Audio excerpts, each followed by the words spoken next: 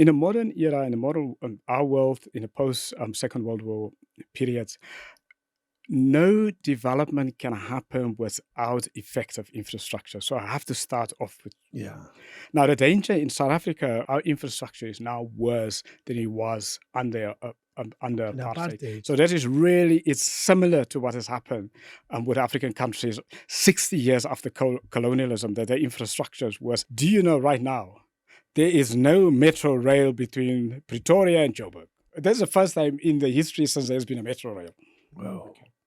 This is the first ever in an emerging market country anywhere that you don't have an operating train between the capital and the economic hub. How do you steal rail tracks during a lockdown when you're supposed to be at home? Curfew. 40% of South Africans will continue to vote for the ANC irrespective of what happens. If we continue to vote that way, then the next 30 years, we'll be worse off than we now. We'll be like where Tanzania is because the liberation movement, people continue to vote for 60 years. 60 years after independence, people still talk about as blaming colonialism. 60 years later. 60 years later, yeah. King David Studio Podcast. Do you know, I traveled to Fixback.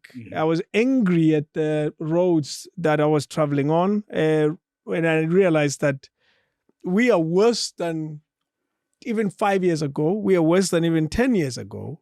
And I wondered if the roads are this bad, you'll have to travel to the roads to on your way to Lesotho to realize what I'm talking about. Trust me, you need 2 spare wheels, if not more. Travel during the day, leave in the morning. So if your car breaks down, it's still daylight. You don't want this experience at night, I can tell you that much. After that experience, I realized that our crisis is much bigger than I thought. And I decided, let me speak to people who spend their life trying to understand what the hell is going on.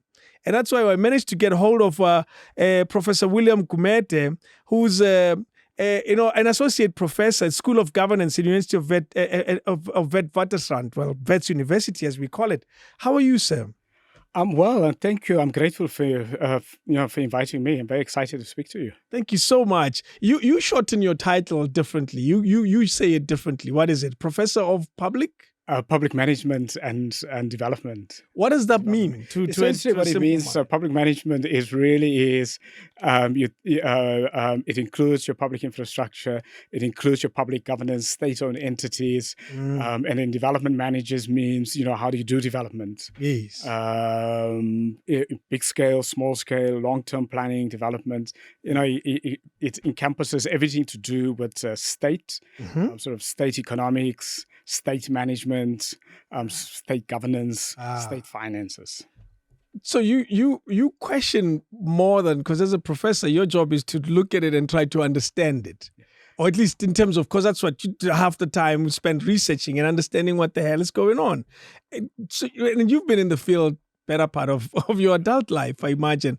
And when you're in a position like that, surely you would get a call from the powers that be to say, hey man, help us understand this. What is a common call that comes to your desk by government, for example? I mean, I obviously it's a very exciting space.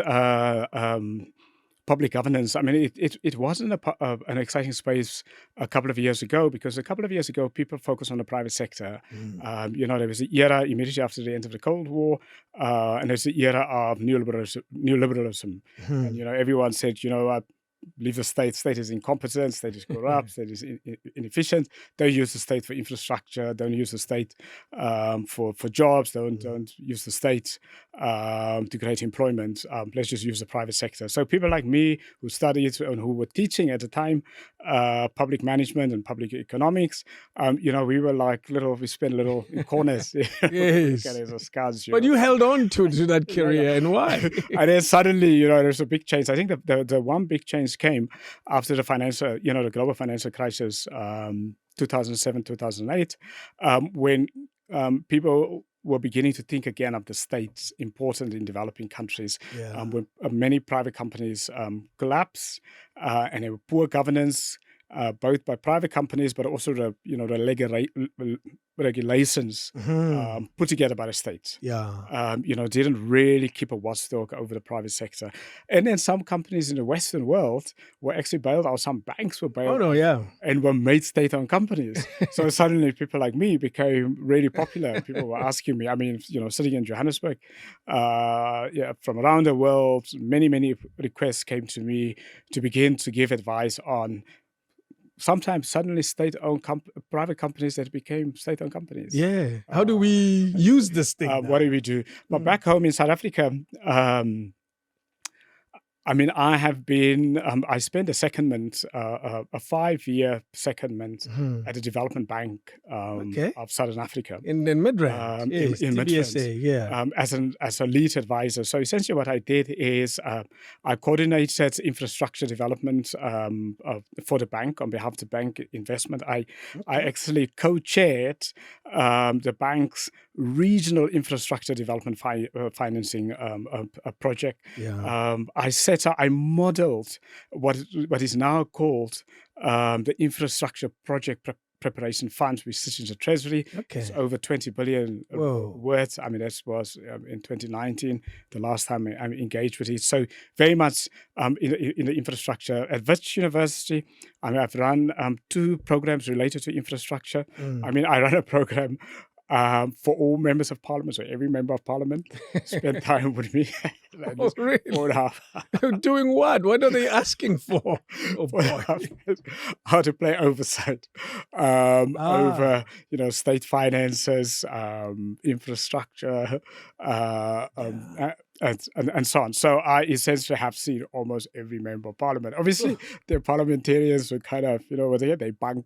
That's what I call it. They bunk That's class. what we used to call. They bunk class. Because it's a lecture more than anything. But and so on. But I've seen the bulk of them, and we've made it exciting that at the end of the day, they graduate. So, write an exam, graduate, you get a Wits University certificate. So there's some kind of motivation. So now what I did with that. But not everybody passes, right? State secret. I like that. Anyway, carry on. What normally happens is that I normally put them together for their assignment. So I put F, A, and C, wow, A, and then I give them a question which they have to cooperate that all of them disagree on. For example, should the Reserve Bank be nationalized? Now, we know the that's a EFF big want it one. to be nationalized. We know the DA doesn't want it. Yes. And we know the ANC split. We're not sure what the ANC wants. I'm not sure they're sure what they want, but it's a different topic in that one. And they would write an assignment together. Absolutely. So I've had some very famous, obviously, cabinet ministers who went through that program. and have an opinion on different subject matters. Unfortunately, for them, the university space is university space. They have to be students like anywhere else. Yes. Be a cabinet minister in a class. You have to be a student in a class. That's an interesting place to be, because we deal with such a dysfunctional, to a large extent, a society. And I use society for a broader term because a dysfunctional government leads to a dysfunctional society. And when the roads don't work, when electricity, we are on the mercy of Eskom here. And your job is to oversight in some a small way to say, maybe you should. And it's such an interesting one. And we spoke prior to this, and you said you've sat in front of all cabinet and gave them something to do or something they should think about. What was happening in that time? Yeah. So first, I just have to say, the importance of infrastructure, which is often not realized by ordinary people and by government. They often don't realize it. Now, in a modern era, in a modern our world, in a post Second World War period, no development can happen without effective infrastructure. So I have to start off with.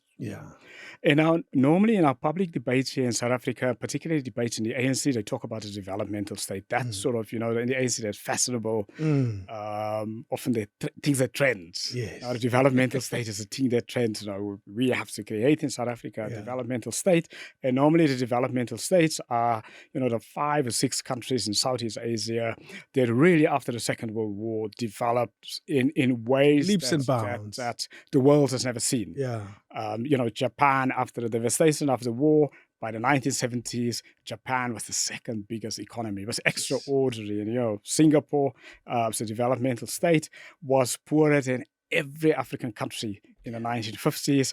90% of the people in the late 1950s in Singapore lived in informal settlements. Now, you just have to imagine, 90%. I lived in an informal settlement until the age of 12. And I mean, like, just, if you have to get into your psyche, it is like the whole country lives in an informal settlement. And then thereafter, by the 90s, Singapore, we had the same equivalent GDP per capita than Germany. It was a developed country. It is extraordinary, Maniko. Now, what did these countries do? The very first thing that it did was infrastructure, develop modern infrastructure. Infrastructure to rival developed countries and former colonial powers. Now, if you look at what happened in Africa in the same period after colonialism, in a post-Second World War, from an infrastructure point of view, very few of the African countries 60 years after the end of colonialism, the majority of African countries' infrastructure development is worse than at independence. Example? I can give you all examples, from Tanzania, Congo, Sudan, almost every Uganda, country, almost every country. So this is extraordinary. So it's a regress. Now, the danger in South Africa, or bringing us to South Africa, what we see now today with our infrastructure is now worse than it was under apartheid. So that is really, it's similar to what has happened with African countries 60 years after colonialism, that their infrastructure is worse. I mean, let's take a country like Nigeria. The last time the rail was developed in Nigeria was in the 1800s, the late 1800s, by the British colonial government. Like nothing. Over 100 years old. Over 100 years ago.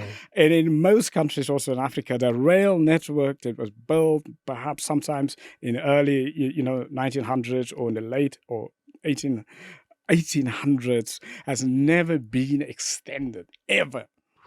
Has it been maintained? It's another discussion also. Never maintained. So that's the danger. So what it then means, when I started off by saying how these developmental states, the East Asian tigers, developed by building infrastructure. Our infrastructure regressed, and that is why our development have regressed. So even in South Africa, we are now poorer by average, particularly Black South Africans, than they were. Per capita. Than during the apartheid era. I mean, that is the frightening fact. It's a shocking fact here. We are poorer. Because we fought for a better life for all. You remember that message? Absolutely. And that is why, and the other part of, the critical thing about infrastructure, and we've seen it now with the floods in KwaZulu-Natal floods. Now, if you don't maintain infrastructure, you don't build infrastructure, or if infrastructure get captured, where even new infrastructure is built flimsy because people like skim off for profitability, to put it into their own pockets, and then they build with poor materials. What happens, for example, in the flood in KZN, because the new infrastructure there got destroyed very quickly with the floods. The old infrastructure wasn't maintained, got destroyed very quickly. So what it means is that it kills more people, disproportionate people. So if the old infrastructure was maintained, new infrastructure was good, uncorrupt infrastructure, fewer people would have died. I mean, lives. Yes. We spoke of 400 confirmed deaths, 100 bodies or people that were not even known what happened to them. And we still don't know the real stats because we just stopped counting, essentially. So real life implications of not maintaining your infrastructure, or secondly, building weak infrastructure because of state capture. I mean, obviously, the biggest infrastructure collapse is obviously Eskom. So what happened with Eskom was also typically what happened with other state entities in the post-colonial world. Late 90s, the Eskom executive, at that time, by the late 90s, Eskom was one of the world's best run power stations in the world. We're not just talking about it. Africa. It had more money than it needed. In the world. Can you believe that? Yeah. Now what happens, Eskom executives warn to say, look, we need to maintain. Our assets is going to be burned, by the mid-2000s, plus invest in it. Government, the ANC government then led by Thabo Mbeki, said, no, we're not going to do that. Was there reasons given? There's always reasons. Yeah, there obviously is also at the time. I mean, so I have to kind of re-jog my memory. I mean, I was present. I was, in the space at the time. What then was the typical thing is this was a liberation movement. Yeah. Coming to power, never governed any sophisticated entity or any government, do not understand the importance of maintenance. That's exactly what also happens sometimes with many liberation movements in Africa that came to power. Some of them obviously came initially totally corrupt and just, all they wanted to do was use the money and siphon off money for infrastructure. But others who actually were genuine and serious just didn't have the competence. They didn't know how important infrastructure was and how important the maintenance of old infrastructure was. So that's exactly so. So there was a one part of then the ANC government was totally inexperienced, and then the arrogance of not wanting advice. Let's simplify this conversation, because one thing that I do, particularly when I have professors and you're not complicated at all. I just want to dumb it down deliberately. When you, because it's easy, and you said it, it's easy to take for granted what infrastructure is, because when it works well, it's like air we breathe. You don't think about it. Yes. So it's exactly the same. And the question is, what is infrastructure? We're talking roads. We're talking, because I know it's storage system is infrastructure. Bridges are infrastructure, and you name it. Electricity is infrastructure. So I want you to dumb it down. And so every time we use the word infrastructure, their brains will know exactly what we're referring to. So when I refer to infrastructure, it is your roads, your rail, your ports, it is your water systems, it is your power systems, it is your air systems, your aviation systems. I mean, it's almost everything. So in a modern world, as I say, all of those different things, a country cannot develop unless there is some competence, some efficiency, some effectiveness in running those things and maintaining those things and investing in those. Those are infrastructure. Now, often, and what we've seen with the ANC but many other liberation movements often is they don't understand the importance of that infrastructure to the economy. And it's not, as I say, the simple thing is, when the infrastructure is broken down, just to bring it down. Now we all talk about high food prices. We talk about high levels of unemployment. Just take two examples. Now, when infrastructure collapses, I'll take you to the farmers. They cannot move the things to the rail to take it to the market. So then what they need to do is they either build their own infrastructure where the state was supposed to deliver it, or they say, well, for that extra cost, they must fire some people, so that some of the workers, and so on. And because they put extra cost on it, they then mock up the prices, so that increase the prices that goes and the people buy things from. So that's just on that simple things. More recently, parts of the ports have collapsed. So now So people that sell things, the farmers or even the mines, they want to export, they want to go sell abroad, they can't get their products out of the country. If you, for example, export, let's just say soft fruits or veggies, if you can't get it out, if it's stuck there, it spoils. Then you lose all of the money. Then the business on the other side closed down, unemployment, and so on. And so on. So a big part of our inflation right now is actually to do with the collapse of our infrastructure. And then, of course, the Reserve Bank, if the state is not competent to understand it, then they'll say, hey, food prices increase, let's just increase interest rates. But obviously, no. because it's not a normal economy. So No, it's not. is collapse. Yeah. Interesting how everyone has been saying, Ukraine, that's why things are going up. But reality of it is, there's something we are contributing to the problem as well as a society, as a country as well. When there's only one thing that Lesetja Kganyago is there to do, is to try to curb inflation. And one of the easiest models is to increase inflation, is to increase interest. Yeah. He was on TV when I left the SABC today. I don't know what he was saying, but whenever he's on TV, he's either taking it up or down. Yeah. So we don't know. I don't know what are the results. Maybe we'll check the latest news with what Lesetja Kganyago was doing today. And your point is you're using one example. And that example you're using is not even fictitious. Yeah. It's absolutely not. Let's just take another example now. During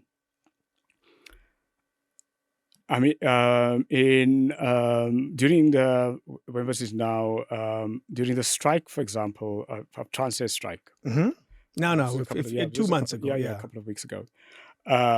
So mining companies could not get their products up to the port, you're sort of mining stuff that we export from South Africa, and that cost them for that about during that period 50 billion rand. Jeez. So these are the costs that you're talking about, and there's even other costs often which is not calculated, but which we should calculate is the cost, for example, of if the infrastructure is broken, social cohesion in a country is not possible, because now you can't go, for example, to go see your family. No. If somebody is sick, you can't go there. You can't go to work on time, you get fired. So all of those sort of things. So that collapse. They collapse, and yet not counted, not seen, because they're not immediate. You cannot quantify them. But in the broader scheme, you can, because they reflect themselves in Bigitele's crime statistics. They reflect themselves in the drug use and. Sorry, yeah, because the rise in unemployment because of infrastructure collapse. And that's why we have the highest unemployment level among emerging market powers in the world. And one reason for it is the collapse of the infrastructure. It's here. It's in South Africa. Yeah, South Africa. And one reason is a collapse of the infrastructure. Because infrastructure has been collapsing, businesses collapse. So then that rise unemployment. And investors don't come, because investors need proper infrastructure. They go to another country if our infrastructure is not working. So unemployment, inequality is actually driven by broken infrastructure. You have, and I've asked this earlier because I asked so long and complicated questions, I guess to a large extent, that you've said in front of Cabinet. Mm-hmm. What were the circumstances of your last interaction with Cabinet? I mean, in the midst of the looting last year, July looting, and at the time, I'd undergone chemotherapy, so I've been in 4 years of chemotherapy, and I normally you're stronger though now. I'm just doing it's grace, it's absolutely grace, and I'm absolutely gratitude. Yes, well done. Sitting here with you and be able to talk to you, but I went to Cabinet to talk about state-owned entities, and particularly our infrastructure, state-owned entities, your Transnet, your Escoms. And essentially what my talk was about, how do these entities work? How do you govern them if you are Cabinet? And how do you make them work better? Yeah. I mean, simple. Not complicated. Not complicated. Yes. Now, the problem is because of our state-owned entities responsible for infrastructure, PRASA, Transnet, Eskom, and so on, because they have collapsed, they have contributed to the collapse of infrastructure. Transnet cannot look after rail, and our products then cannot get to the market, cannot market at home, cannot get to the market abroad. PRASA is totally corrupt, totally collapsed. It got worse during COVID. Even worse because 10 times worse. Because then during COVID we had extra. We've got vandalism deliberately, and then also we have obviously public service delivery protests. People protest over salary increases, workers, and then students, and they destroy infrastructure assets, and that increases unemployment for them also and for their families. And for future jobs. And the future jobs. That's actually, they don't see, they actually destroying their jobs. I mean, the very workers who are marching for wage increases, they destroy the infrastructure, then their own companies collapse, a year thereafter because it's too expensive for their companies to export the products. And the same with the students, or even if they get their salary increases, inflation, because of the lack of infrastructure, makes even the power of their money, of the increases are less, reduced. So it's just, How was that talk? Well, it feels like an important TED talk. You're having a chat with government, and not just any government. You're talking to the highest level. Absolutely. This is now cabinet ministers, including some of the premiers, and including some of the mayors of the big metros. Oh, it's a big meeting. Were there. Now, for me, really was the misunderstanding of the importance of state-owned entities and the infrastructure entities, of actually getting them to be efficient, and the importance of the matrix to make them efficient. What are the matrix? The matrix of a state-owned company or any company is to get the best people to run it. Starts with there. Yeah. Now, if you're going to have cadres who are deployed to the agencies, cadre deployment, and that policy doesn't look at competency, but the policy looks at, you are our person. Your political credentials. Your credentials, struggle credentials, and so on. That's already, you're going to collapse that entity. And when you collapse that entity, you're going to get less infrastructure, you're not going to deliver services. So, just to get that point across. The second one is in terms of, with state-owned entities, a big part of the budget is tenders. You tender, you get other companies in to come and tender. But that's how government works in most countries. Yeah, most countries, even the private sector, where like a mining company will tender, absolutely, for some services, and so on. So, but that procurement in the state, but also even in a private company, really needs to be cost effective, and you need to get the best companies to deliver on time, efficiently. If you don't do that, it balloons your costs, or if you get poor quality, it destroys your infrastructure. So that is why even in the state, now a state-owned entity, actually you need to make your people who run it has to have more skills than in a private sector. That's a very important. Why do you say that? Because it's so complicated to run. A state-owned company is more complicated to run than a private. So you need, you need people. So just think about it. Okay, private companies are very well run in the country. Let's pick multi-choice. Yeah, let's just say multi-choice. So the people that should then be appointed to, let's just say, to a trust and a plaza, must have better management skills than the people at multi-choice. Yeah.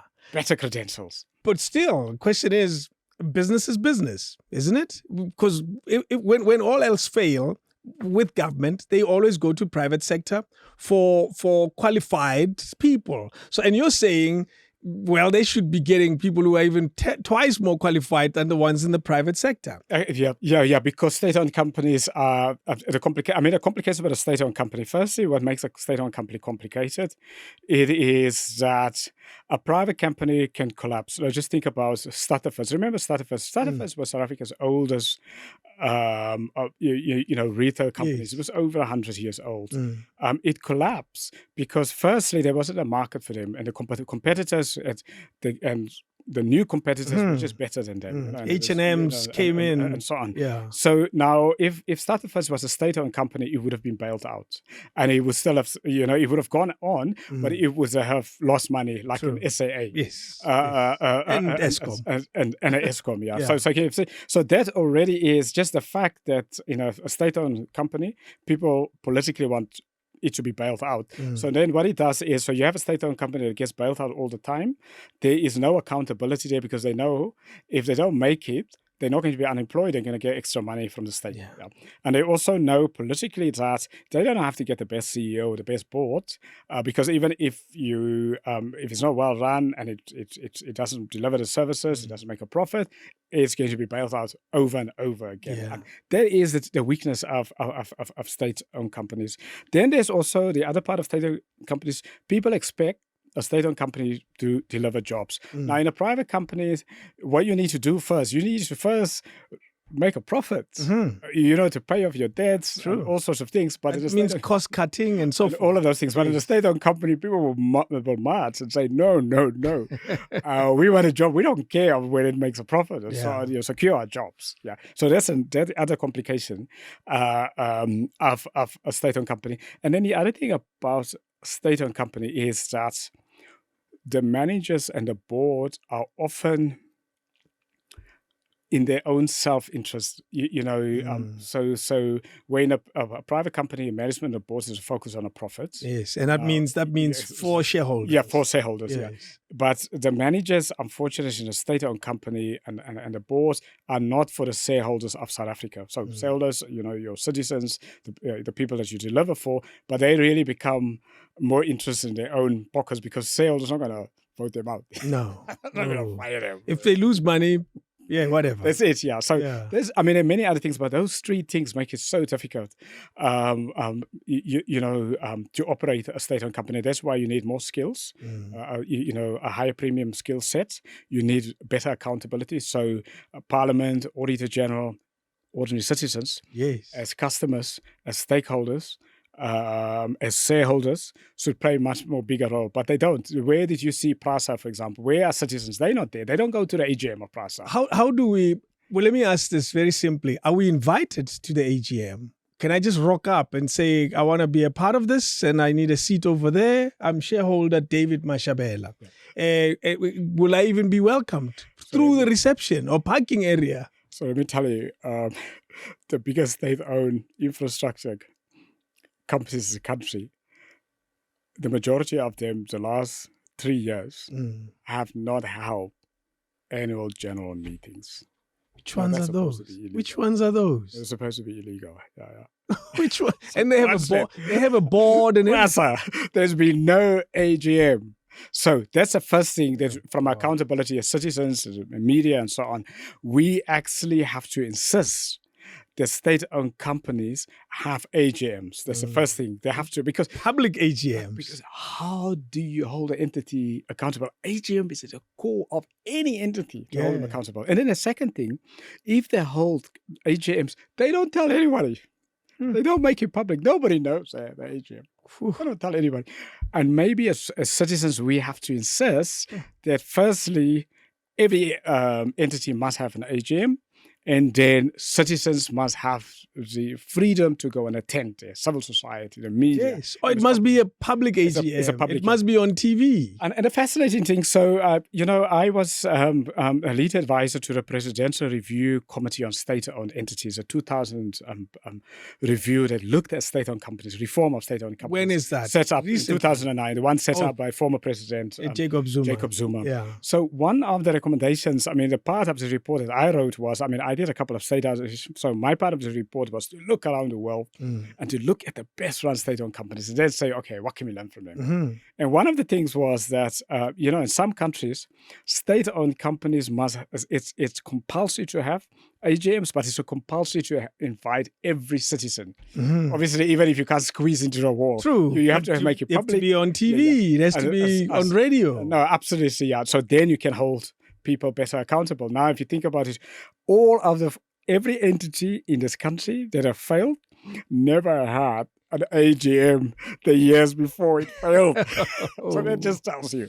Yeah. Oh, but then boards like that, we talk about the King codes and all of that, and boards like that clearly are running these operations illegally. Now, there is unfortunately a weakness in our legislation when it comes to state-owned companies. Now, there's one form of weakness, which I identified in that report, in that review report, the state-owned enterprise. It was called a Presidential Review Committee on State-Owned Enterprises. I have to start off, none of the recommendations have been implemented. Right? So, and then the sad part is with government, then they put more tasks to him. So from 2009, they're like every second year task. There's another task. So who says the same thing? Let me ask what may seem like a useless question. Yeah. Was it a paying gig? It was a paying gig. Well, okay, let me just tell you. I haven't even gotten paid money. I have to threaten to go to court. For them to pay you. Yeah, So- I don't know how many. But there was a budget. There was a budget. If it was done right, was let's a budget. assume there's a budget of 5 million rands for this task team to put this thing together. They get paid. They go. They leave with huge documents like that are left in the president's office. And that's it. And we don't know what happens after that. What we should actually do with that, if there's no implementation, we should actually say that's wasteful expenditure. It is. Yeah, it's It fruitless is. expenditure. It is. Because I can. Let me just tell you, 2009, I worked so hard. I mean, I took off 6 months because the pressure was on to finish. It was a national call-up. It's like playing for Bafana Bafana. You And had to then- stop everything. No, I'm still waiting for when these recommendations are going to be implemented from 2009. I'm still waiting. Yeah. When are they going to call me to say, look, Chief, Those things you told us about, maybe that. So the chances are there that document is gone, doesn't even exist. Because it was a public thing, there was, I do remember that then President Jacob Zuma had a press conference and he said, yes, Here it is. front page of the newspapers, we're on our way. We've got to write recommendations. They took the summary, they put it on the presidential website, which is still there, but no implementation. Unfortunately, as civil society, as journalists and media, what we need to do is actually follow up and say, you had your press conference, you made your recommendations. It wasn't the front pages of the newspapers. A year thereafter, What happened? where is it? What are Yeah. you doing? What do you think is at the heart of something like that? A clear project, well thought out, by a president that a lot of people wouldn't think he'll think of it that way, to say, maybe I need a task team to address this. SOEs, how are we managing them? How can we make them successful? What happens to the psyche of the system, liberation movement being a part of the discussion? What happens when such a great document, because we're a great document country, what happens? I'll just tell you so. Without that presidential review committee document, is the political will was lacking to implement it, which actually you can say the political will, all the task teams, there's no political will. So let me just say, I'll explain to you why. So we recommended that looking around the world, what makes a state-owned company a well-run one? The first thing is get the best people.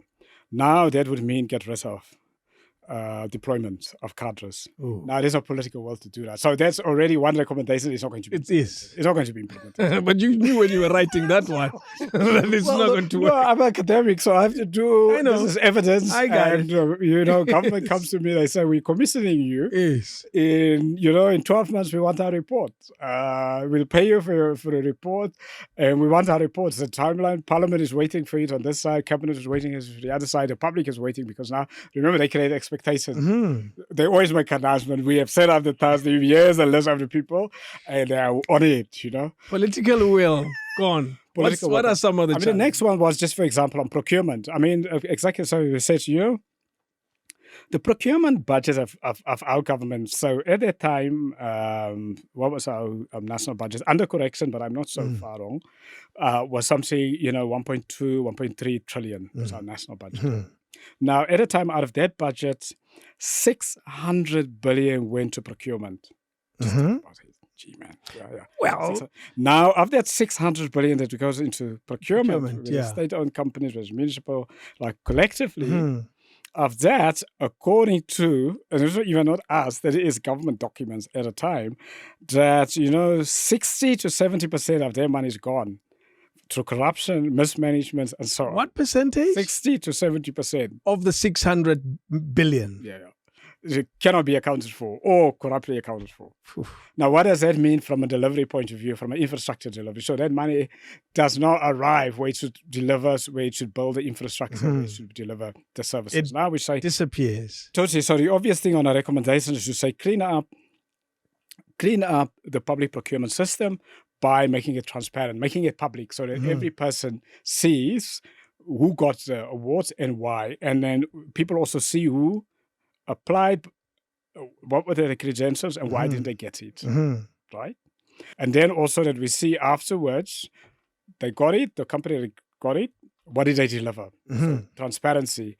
Now, obviously, if it's captured, now government said, Well, no, We- that, we- that we that's can't a do high bar. that. Yeah, we can't do Yeah. that because now we will expose ourselves on the contract side. Yeah, So that's gone. that's also now that's gone. Yeah, now we say okay, some state-owned entities like Eskom at the time was, if you compare Eskom then and even now, so it's the staff components of many of these infrastructure entities are too large for what they need to do. So it's oversized. If you compare them to other entities around the world. And not only that, but the people who are working, they often don't have the technical skills, although these are technical entities that delivers infrastructure. So what happens is, most of the workers are actually either admin, other kinds of, let's call it non-core. Sure. To the entity. Sure. It's a receptionist and So a you're PA. creating. So what has happened? Yes. So the government has created jobs through that sort of To create those type of and, opportunities. and then they get rid of your technical people, your engineers, or the engineers. They look at it and say, you know what? I'll go to the private sector. I go abroad. First I'll get more money, better money, and secondly, I'll be treated well with respect. Yeah. I don't have to report to a cadre who makes my life hell. Yeah. It's as simple as that. Yeah. So now to do that, so let's just take an Eskom for example. So Eskom is an entity, has the entity with the largest number of employees, state entity in like one single entity. The majority of those employees are unionized, and the majority of them are union members of the National Union of Mine Workers. True. National Union of Mine Workers is the union that supports Ramaphosa. Ramaphosa is former General Secretary. Yeah. They support him in the presidential elections of the ANC. They're still going to support him now. Now, if you want to fire them, now they're going to go to the president and say, intervene or we won't vote for you in the ANC. And now, he'll say, okay. Yeah, we can't do that. So it then comes back to... It comes, you can say, so every level now. Now, the thing also now about corruption, there's a thing about corruption that people often don't understand. So once the system is corrupt, people then create parallel systems. Now, to clean up those parallel systems. So it's not just political corruption. Now, every individual say, you know what, I can also cut corners. Yeah. So it becomes a culture. Now, how do you deal with a culture? Are we there yet? That's where we are. I'm sad to say that's where we are. That's where we are. Yeah. And that those parallel systems, what is a parallel system? A parallel system is like you apply for a job, and they put it, they advertise in newspapers, and they say these are the criteria. A parallel system would be use the innocent person, ordinary citizen you apply, but not knowing that they've actually written the specifications in such a way for what they suit somebody. Yeah. So you innocently apply, you've got all the credentials. But there's one line there that disqualifies you. Yeah, totally. Yeah. And they don't even respond to you. They don't even send you a letter to say, you're sorry, you did not qualify. Another simplified parallel system is there are jobs available. I was talking to a Premier of Gauteng yesterday on the radio. He speaks of 6,000 jobs for young people in townships whose role will be peace officers, so to speak. They'll be given cars, and their job is to make sure that there's peace in different places, less crime, and so forth. He immediately said, these jobs will not be given to anybody. You'll have to qualify. So as in, not just a random person will get it, and you can't bribe anyone to get this job. Already, the minute he says that, it means he acknowledges a parallel system. That the parallel systems that could exist in that case. Parallel system is when exam papers leak and kids pass, and they pass through a fraudulent way. There's a parallel system. So unfortunately, when you get a culture of corruption, it really creates all of these parallel systems. So it's not just a parallel system, but it undermines delivery, it undermines infrastructure, It caused things like deaths of people because you know you go to a hospital where there's a parallel system. You need somebody that knows what they're doing. You don't have a person that knows what you're doing, you die. I mean, or you get a taxi. You know, a parallel system. And that taxi was signed off as legit because of some bribery and get into an accident. It got a license, a proper license to say it's fit and proper to be a lot on of the people road. die. You know, breadwinners that die in their taxi. Families then collapse into poverty. You just see how you know how it. The name of a movie called The Parallel System. I see it. Oh, by the way, Lesetja Kganyago hiked the repo rate by 75 basis points. I disagree with that because, you know, for a central bank, obviously the job of the central bank and our central bank really is to deal with inflation. Yeah? That's the job of it. Now, that's during normal circumstances when we don't have corruption, we don't have state failure, we don't have public infrastructure failure. Because now what has happened, the corruption is causing the inflation. The public infrastructure failure is causing inflation. Lack of services is causing the inflation. The incompetence of the state is causing the inflation. Now, how can you then increase the interest rate? To try to address that. You know, you can't because in a normal economy, if none of those things existed, now then you can do it.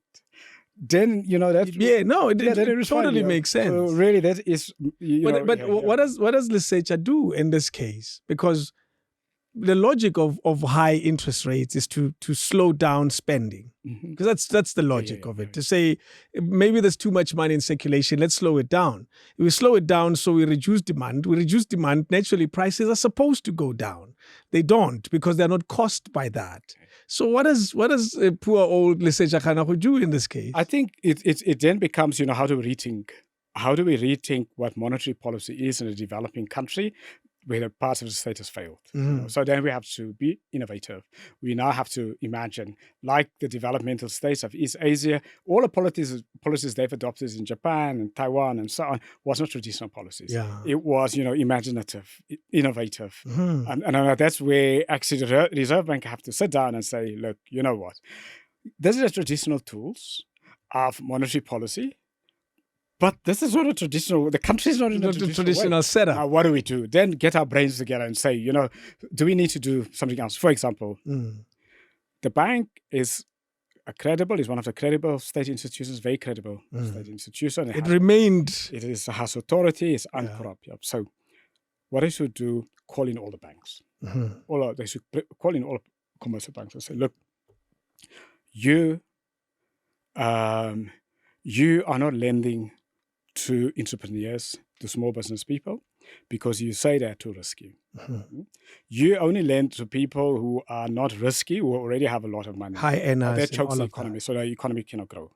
So now we demand, we're not going to punish you, we tell you, and if you don't, you know, then we have to think what we're going to do next. I mean, you know, that alone, I was just thinking about even with the COVID funding. I mean, how much of their funding they were supposed to, that government announced the funding, the banks were supposed to distribute it. They didn't distribute it up to companies because they would say, well, you know, you have to... How do we get it back? But the point is, in a crisis, obviously you're going to be risky. Exactly. Because everything, the house is burning. Yeah, house is burning, yeah. So, you know, that's the thing. The second thing is call in, for example, the telecom, all of these cellular phone companies, telecom, say, look, you know, in this economy, data as an infrastructure, because data is infrastructure, it's too expensive. If you're a poor person, you know, you need data, you need to phone, you need to apply for a job. All of those sort of things. Yes. Now, you know, can you make it cheaper? You're making super profits. It's unacceptable. Yeah. And I mean, I was just thinking about now, during this period with load setting, you know, we'll be getting, what do you call it, internet setting also, or what's it, data setting? We do. Yeah. I know, I've noticed slowdown in our system here. Now, do you get the money back? No. No, that's the thing.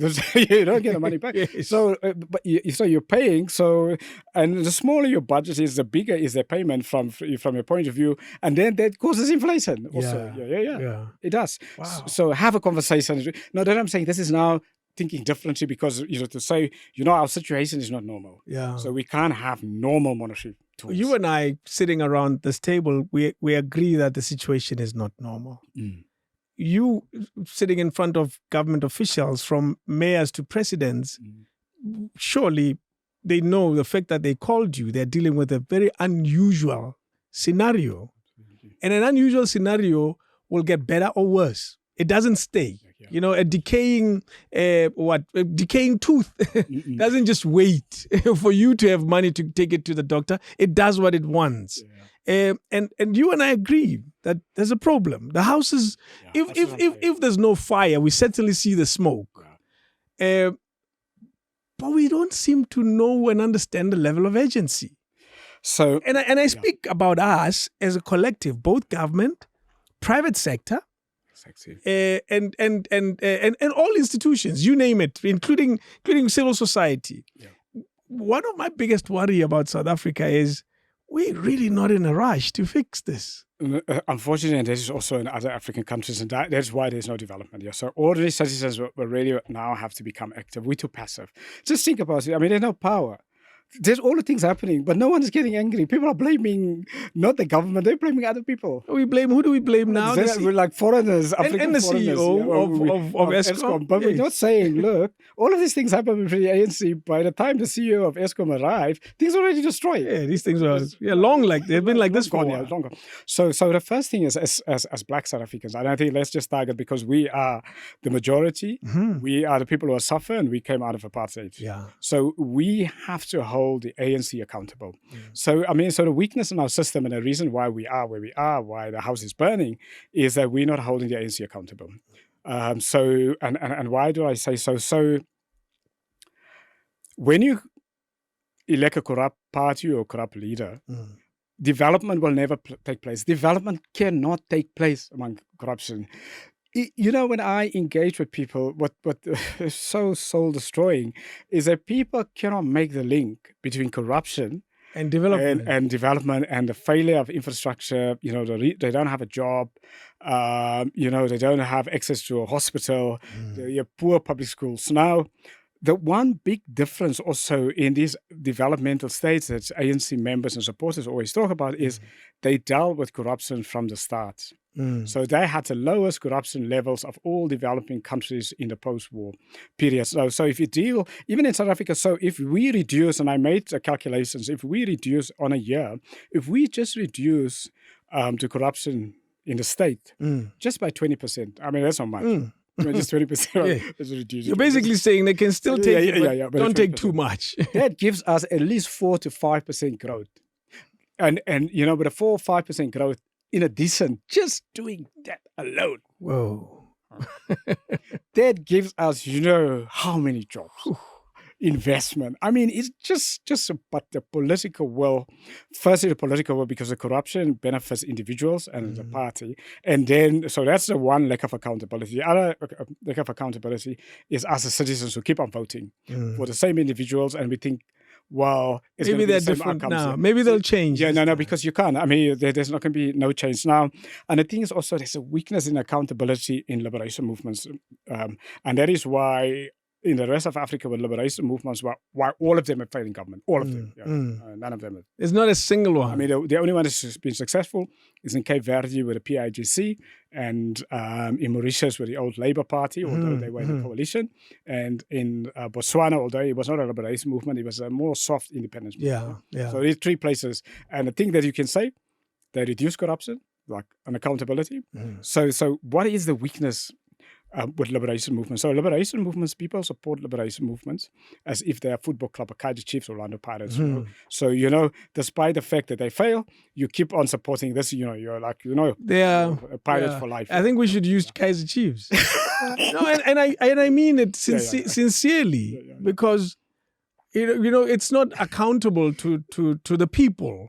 It's accountable to the family that owns it. Yes. And that's as far as it goes. You can cry, complain, scream all you want, be unhappy, but whatever, Yeah, and yet the people continue to support it. Now, you can do a Kaiser Chiefs, and that's already terrible. Like, God to support Amazulu. But okay, let's just leave that aside. That's why I use it so loosely. So let's just leave that aside. But now, when you support a governing party, and that's unfortunate with Africans, not only in South Africa, but in the rest of Africa, so you continue to support the same people. Yeah. Despite the fact that they don't deliver. Now, what happened? The same people know. They know our people are going to vote for us all the time. Until Jesus comes. Until Jesus comes. So why do we need to change anything? We know they're not going to vote for, we just say white parties, opposition parties. So you know what? Actually, it's fine. We just wait for the elections. We give them a t-shirt, maybe a hamper, and we attack the whites, monopoly capitalism, and maybe the foreigners. And here we go. The guys will come back again and they'll vote for us. We see this over and over again throughout Africa, essentially. Yeah, throughout Africa. And that is the main reason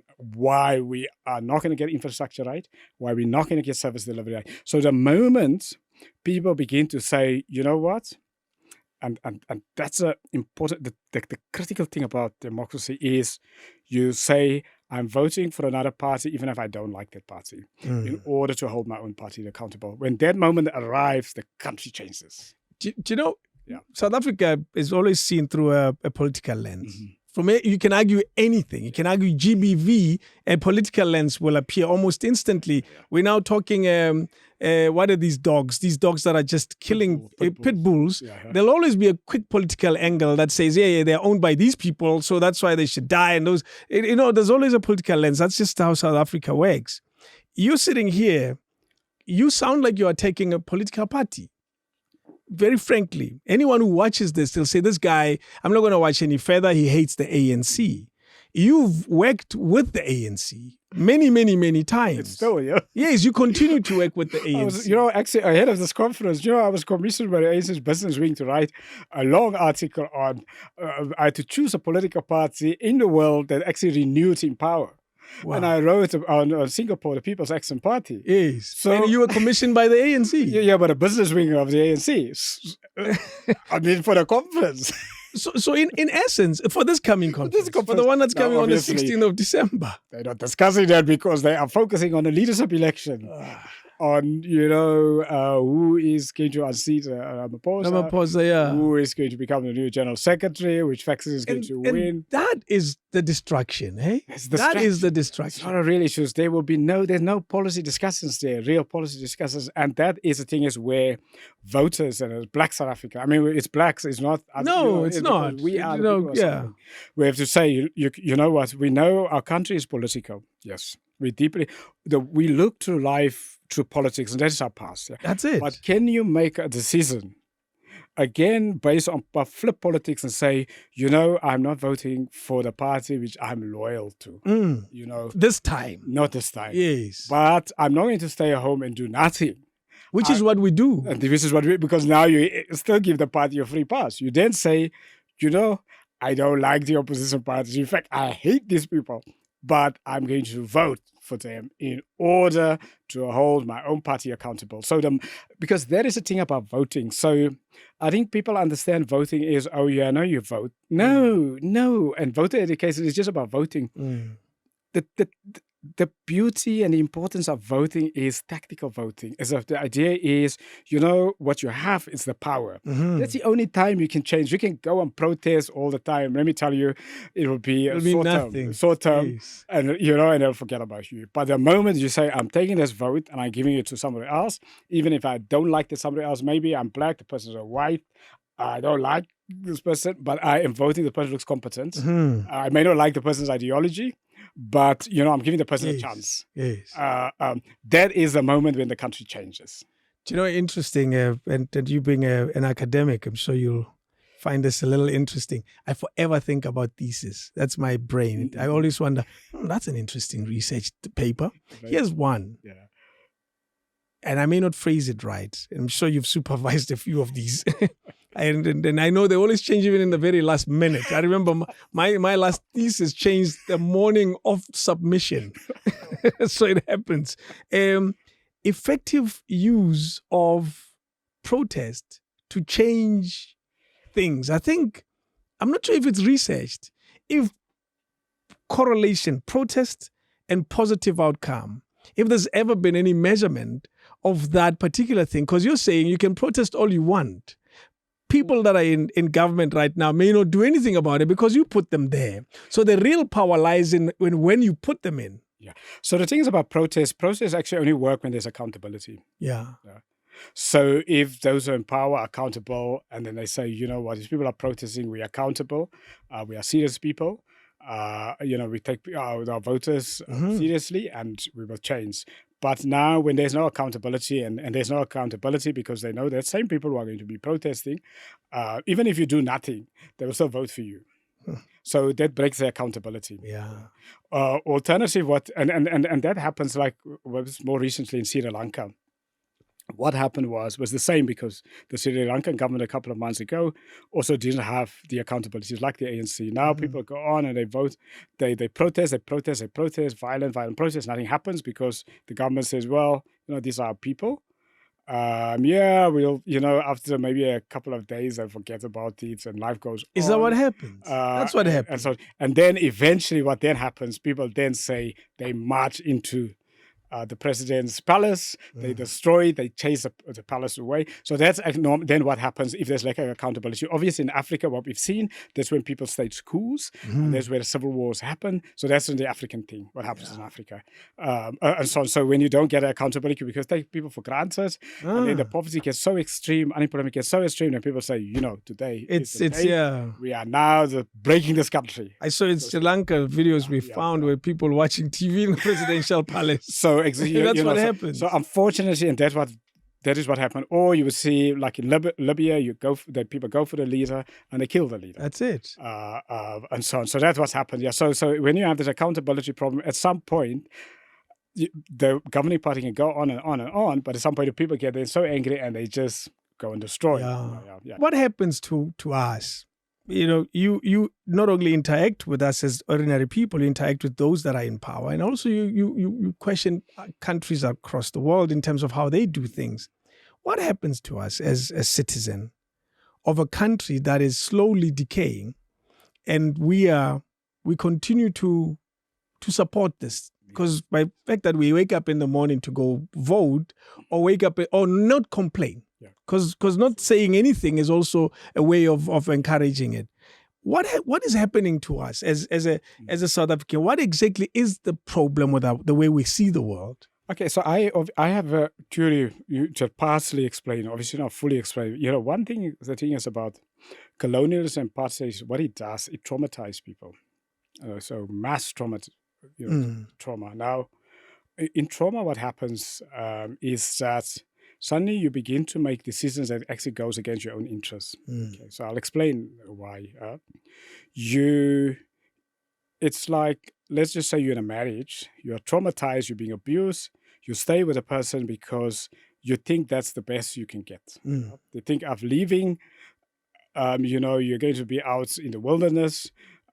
So even though you're being abused, it appears to you're protected, you're in a unit, you're a family unit, or you would think, actually your culture, tradition, or religion says, don't break. It's going to be bad. You know how our families There's all sorts of reasons, Now you stay, you are every day you are being abused, So or it becomes a secret. And it will become a secret of why. So I think what has happened is, I think with supporters of the ANC, and not only the ANC, it's also other everywhere. You go everywhere. You go ZANU-PF. Yeah, exactly. So I'm just using the ANC because it can be any other country. It's like a trauma bond. Where the members and supporters, it's a trauma bond. You keep on supporting, knowing, and you say, well, actually, if we vote for somebody else, maybe they'll be worse. Or maybe we vote for the DA in South Africa. We'll go back to apartheid. That's the logic. Yeah. So it's like there's a trauma bond. So every time you only see the potential negative, you cannot see the opportunity of your situation. Yeah. So there's a trauma bond. And that is the African thing. Now you would ask me, okay, well, actually, have there been other countries who responded differently? They have. That is where the Asian developmental states that I talked about. I mean, they were colonized. Not in Africa. Singapore have been colonized, by the British. South Korea was colonized by the Japanese. Why did they didn't go into a trauma bond? Why didn't they? And that is certainly is again. Let's start with Singapore. When I said what I did really, and the nice thing about Singapore is that it was the closest Asian movement that looks like the ANC or African liberation movements. It had the communists as part of the coalition, like Broadchurch. It had small business guys, traditional leaders, and so on. You're that sort of. That's the nature of ANC. Yeah. Now, what they did is they dealt with corruption and they brought competent people in. So let me explain. So in this paper, which I did, and it's now online, so you can have a look at it. This is a People's Action Party. They're the governing party of Singapore, the world's most successful independence movement, I think, in government. It's unparalleled. Yeah? What they did was immediately they came to power, end of colonialism. They immediately dealt corruption. So the first 30 days, the president of Singapore, the first 30 days of his power, dealt with every mafia boss in the country. It was like 30 days of hell. Whoa. There was war against crime. Yes. Execution of people. So within 30 days, every head of a gang or of anything was done for, either dead. Yes. It was just like a moment like that. Sweet. Now, and then the next, every corrupt person in the liberation movement, whether you are a struggle, your credentials are as great as the Zulu. Dealt with you. Yes. Now, you just imagine, like the same happened to the ANC. That thing what these guys did, which was the most difficult one. They then said, a liberation movement is good at opposing, but it's not as good as government. Right? So the people that we have, these are the struggle veterans, revolutionaries and stuff. Now put them in the cabinet, man. Oh boy! it's not gonna work. It's an uncharted territory. It's not gonna work. They don't know it. So you know what they did? They took the national executive of the People's Action Party in Singapore, the governing party, is independence movement. They took the members of parliament, and then they say, we fire everyone who we think is incompetent, it doesn't have the skills, we think is corrupt. Okay, right. Now, just one go. Clear decision. Then what they did is say, okay, now who do you replace these people with? You know what they did? They hired an independent company, who actually from the UK. And they said, become government. No, they said, we are now making a call for members and non-members to apply to come to the ANC, to become the People's Action Party's National Executive Committee. Whoa. And you are going to interview. You will run the process of external recruitment. Are you saying they got a recruitment agency? Yes. To appoint the executive of the ANC? Yes. Imagine that. Imagine. And the same with Parliament. Now, what happened, obviously, now you can imagine, That's too extreme. It's like really extreme. But that is a reason why they have become the most successful independence movement in the post-war history of the world, essentially. You do have to agree, though, that it requires huge balls to apply decisions like that. Totally use balls, yeah. Totally use balls. So what happened is, now those guys who were fired and cut off, they rebelled. I mean, obviously. Of course. Then I expect them to rebel. They broke away from their own party. Okay. So guess what? 60% of the party left. You just think about 60% of the party says, we are not. And created a new. They created a new party, yeah. But then what happens is society actually voted for that smaller party and say, you know what? You are clean, you're honest, you're competent, you've got the interests of the country. For the 40% that remained, essentially. And they actually, and guess what? Those 60% that left died a national death. Naturally, yeah. It's cope. Well, it's a political party that just dies all on its own. Like a cope, yeah. They died like a cope because, because citizen said, look, this is honesty. This is merit-based. Even if I'm not a member of the party, I'm not politically connected.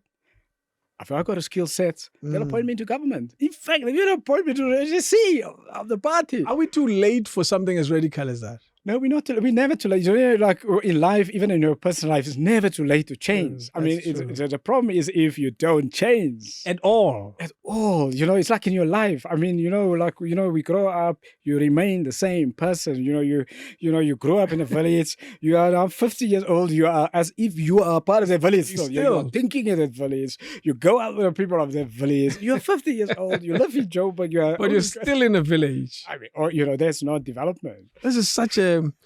It's so extreme. There's only one case. You realize how there's only one case in the world that you speak of because it's such an extreme move, and that is highly unlikely. But I must say, there's actually African example, obviously not to the same extreme, but for me, the most exciting example is in Cape Verde. And the exciting thing is I'm bringing, next year, I'm organizing, a dream conference, a conference which I've been thinking for years. The first time I'm organizing it, the first week of April, I'm organizing a democracy summit only for African countries and developing countries, just us.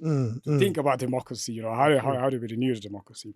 And one of the people I brought here, to bring is from Cape Verde. Now, the thing about Cape Verde, they had a liberation movement called the PIGC. Now, the PIGC was like the ANC one. It was really famous. If you remember the guy, Cabral. Yes, he was the yes, leader. I know that name well. Really famous, Amilcar Cabral, So what happened with them was, they came into power after the end of Portuguese colonialism.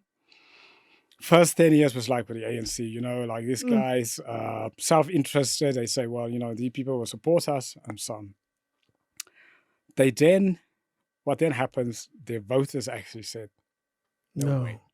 Not anymore. The voters voted for opposition party, Even the people that the liberation movement set of the opposition parties, these people worked with a colonial government, these people work with the whites, these people this, these people that. Yeah? But people said, we're giving the country back to the colonial master. But people said, you've been here now in 10 years. It's absolute corruption. We're voting for those people. So what then happens?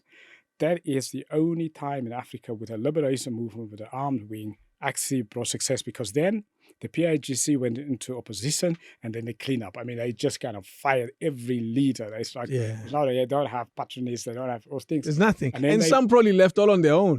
Some left anymore. There's nothing. Yes. And then a whole new leadership and so on. And they actually returned to power with new honest people and then became one of the most successful liberation movements. Do you realize that statement has been said over and over again about South Africa? That the only time the ANC will clean up is if they're no longer in power. Wow. That very statement has been used. And you look at that statement now in the South Africa that we have, a South Africa that will forever support the ANC, even with the projections of the next elections, the national elections, whether it's Ramaphosa, whoever ANC brings to that election. There's those that are still saying 40% of South Africans will continue to vote for the ANC irrespective of what happens. There's a likelihood of a coalition government, and now there'll be negotiations between the ANC and the smaller guys, and those permutations are still on the table. So I don't see us going there anytime soon. So I think,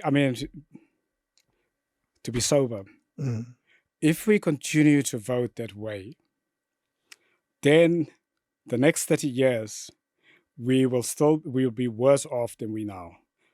We'll be like where Tanzania is, because the liberation movement, people continue to vote for 60 years. 60 years after independence, people still talk about as blaming colonialism. 60 years later. 60 years later, yeah.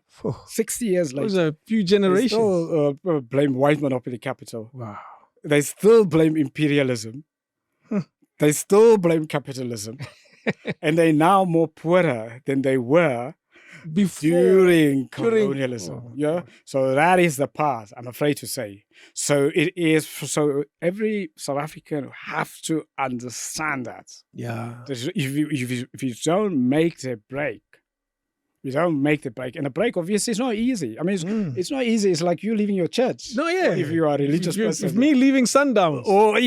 Kaizer Chiefs. I'll die. But you have to, because there's a country and a political party is not like a sports team. It's not even like a church. It is your own. It's the interest of yourself, your children, their children. I mean, it is. So you have to. It's almost like you have to kind of hold your nose, kind of And tighten do you it know and what I say, mean? "No, I'm going to vote for another political party that I don't like, in order to save myself and to save my family, to save my community, and to save blacks." Yes. It's as fundamental to save Africans. It's as Let- fundamental as that. Let's use that very statement, breakaway. Mhm. You know, where you're saying, to hell with it. Mhm. For you to be able to say to hell with it, there must be enough options that are worthy Mhm. of that. And I question that too. We have a DA that struggles in its own province, that struggles brutally. You know, if you're a black South African who lives in Cape Town, in the Western Cape, your life is terrible. And it's not even a complicated concept. And I know they can deny it all they want. Flip, that's just the reality of South Africa. I have a friend that had the worst possible crime happen to them in Cape Town 2 weeks ago. So it's a horrible place. Do we have options? You know, I used to think that way, to say, the question, do we have options? If you see the things I've written, I would say, well, there's no option. But, that's actually the wrong thinking. To say, in order to hold the ANC accountable, whatever options are available, you vote for those options. You make your choice. And the point is, you're not going to like your options. It's just how life's are. Yeah. Even if even when you go buy something, I mean, you're treated terribly, you've been insulted at a shop that you regularly support. Then you say, are you going to continue to be publicly insulted by the person? Now you say, I'll go to the next shop, even if the shop doesn't deliver as much as the other shop. In order to, and then if many, many people do that, at some point, either the shop is going to close down totally. Well, something will happen. Yes. Hey, or they will try to change. They try to change, yeah. So unfortunately, that's actually the dilemma at the heart of change. Yeah. That you, as an individual, you may have to support people that you may hate, actually.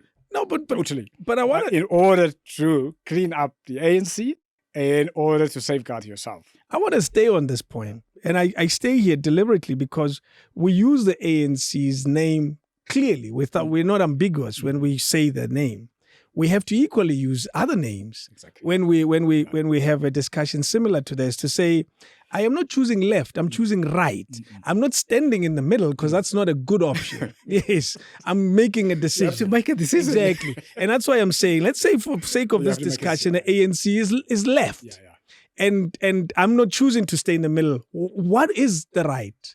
Well, it's so not, to speak. I don't even want to call it a left or a right. I would just say let's just say now the voter. Yeah, let's just say I'm a voter. We are going to elections. You've been supporting the one party. You loyal. Your family has been supporting it. Your grandfather, your father. This is part of it. Or my intelligence tells me these are the guys. It's part of it. Yeah, it's part of it. But that there's not going to be delivery. Then you have to say, well, what is available? You look at what is available. You have EFF, you have DA, you have ACDP. Close to your heart. It doesn't fit you perfectly. EFF doesn't fit you perfectly. DA doesn't fit you perfectly. IFP doesn't fit you like none of them. But you have to make a choice. You don't say Hema Masaba. Then you just have to say, look, you make the least, whatever is the least worse, in order to hold your own party accountable, to give them a shock of their life, so they can take you serious, because they never, ever will take you seriously. You'll be a doormat. So voting will be a doormat forever. So it's an important thing. So it's not as simple, and that is, I guess, the dilemma. It's not as simple. Yeah. Yes. Because if you've grown up with with one movement, now your options, you don't agree with your options, whether it's a race issue, whether it's an ideological issue, whether it's a whatever issue, you don't agree with them. But now you have to choose. And you do it out of love, even. It's out of love. It's out of love. Actually, that's even better.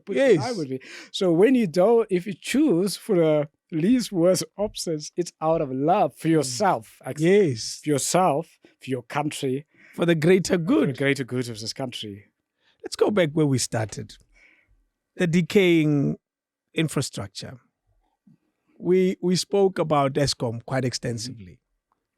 What else is as bad as that comes top of mind? The roads. I spoke about Fixback, and you pointed out something earlier about Moloto Road, What are the numbers? What are we dealing with here? Let's just let me just give you the numbers. Okay, let's say metro rail. Let's say that this is now urban transport in this country. Yeah? Do you know right now there is no metro rail between Pretoria and Joburg? Ever. That's the first time in the history since there's been a metro rail. Wow. Okay. Right. You can't get onto a train in Except for Pretoria Central, of course. Yeah. But between Pretoria Central and Gautrain is expensive relative to the old system. Yeah. We even call it the old system. It shouldn't be. Also. So this is the first ever in an emerging market country anywhere that you don't have an operating train between the capital and the economic hub. So how can you develop? Okay, that's just the one. In the Eastern Cape, as we sit now, there are no trains. There haven't been trains. What? There are no trains. Okay. Right. Passenger, are we talking about passenger? Is there a rail track? Because that's another conversation. Okay, because that also disappears. Because steel is it's a commodity. About this, like for people like me, I mean, I grew up with trains. Obviously, Cape Flats, Air, Eastern Cape, in Tunisia part. I went to school with a train, went to university with a train, went to visit families. With trains. So trains the sort of thing. Now you have to imagine. There's no train service between Johannesburg and Cape Town. Has it ever happened in the history of trains? Trains were set up in South Africa in the 1800s, late 1800s. Yeah. This is the first time that there had no train service between Johannesburg and Cape Town. Wow. Don't we have a fancy blue train? I'm sure we still have that fancy one. No, I'm just talking about train. No, every day. Okay. Yes. Now you think, let's go to the KZN. There's only one metro line working. I mean, a big metro line was the KwaMashu one down, the one that goes down to city center. Yeah. It hasn't been operating for the last 4 years. Okay, obviously in South Africa, there are people who haven't used the train. Okay, so but there's a lot of people who use the train. I used the train for 2 years of my life at some point. Now, let me just tell you. I mean, I'll take you an example of somebody was saying what is a train? The service that ran from Pretoria, the metro line, was it Salisbury? Salisbury. Salisbury, yeah. Yes. So, that service has been brought back very recently, yeah? Mm-hmm. Now, if you take that service, you take a monthly. So, I mean, I'm not exactly on the numbers, but I'm close to the numbers. Yeah. So you take a monthly ticket on that line. A monthly ticket will bring you how much? It brings you about 300, 400 rand, a monthly ticket. Now, the trains are not there, so you have to take a taxi.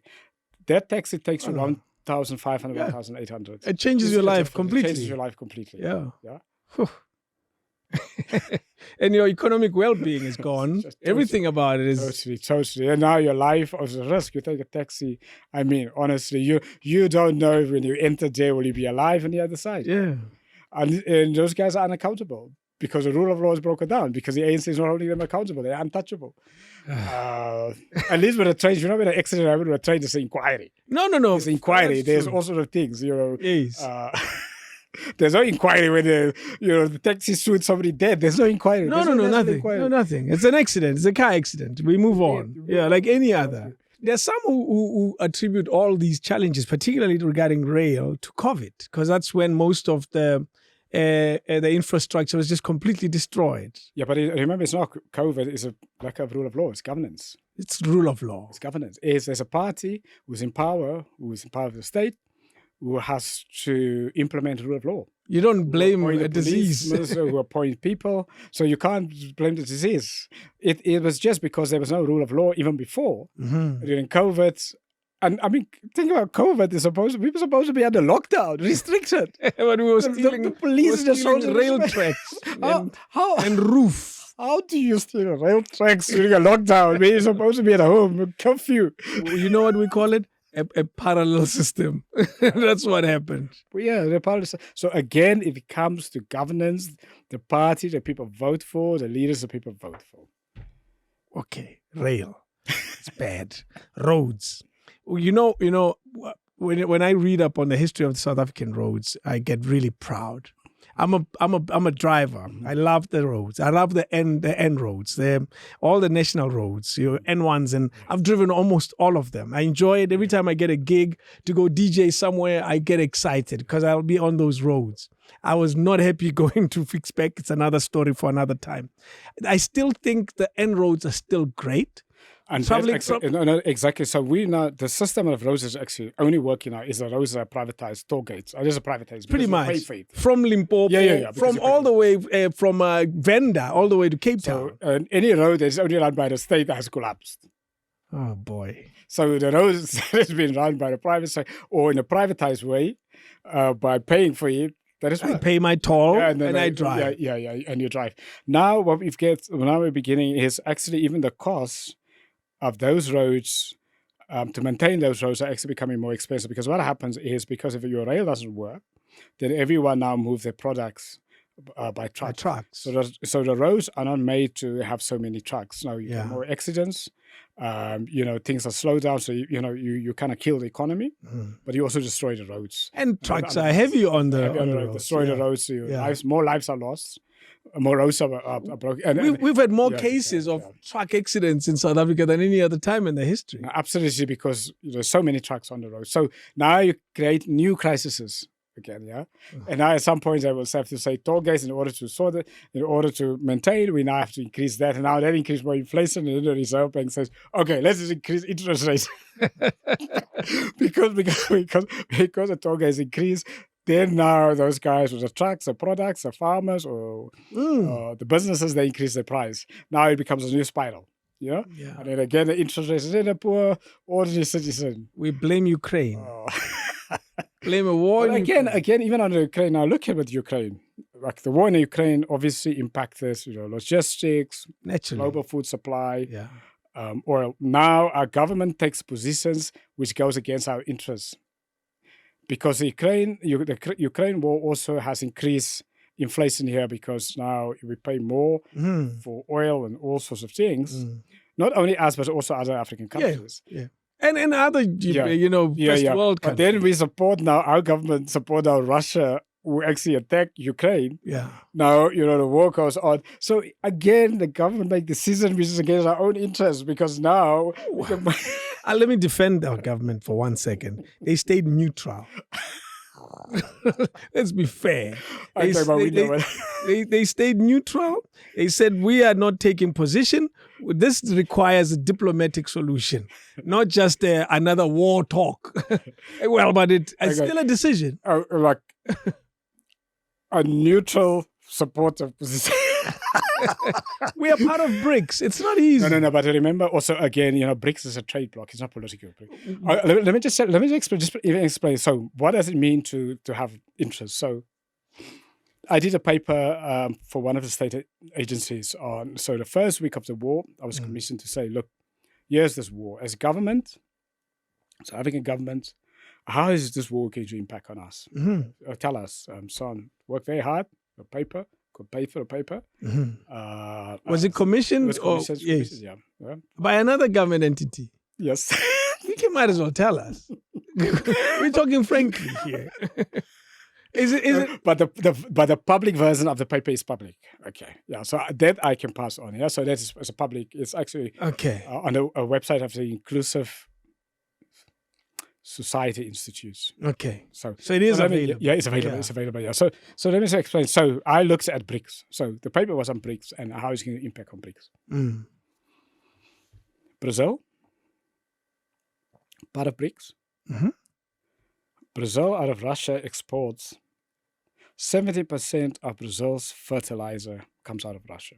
70%. Now, Brazil is one of the world's biggest exporters of food. You can't have agriculture without fertilizer. That's it. There's a war going. No fertilizer. Potential crisis in Brazil. Brazilians go to Russia. They say, look, we'll stay neutral. We'll stay neutral. But we want knockdown price on whatever we get from you. Yeah. When I say knockdown, yes. 30% off. Otherwise, we are not going to. We'll find other solutions. 30% off. Okay, that's it. And next, neutrality means for us, we'll attack you publicly.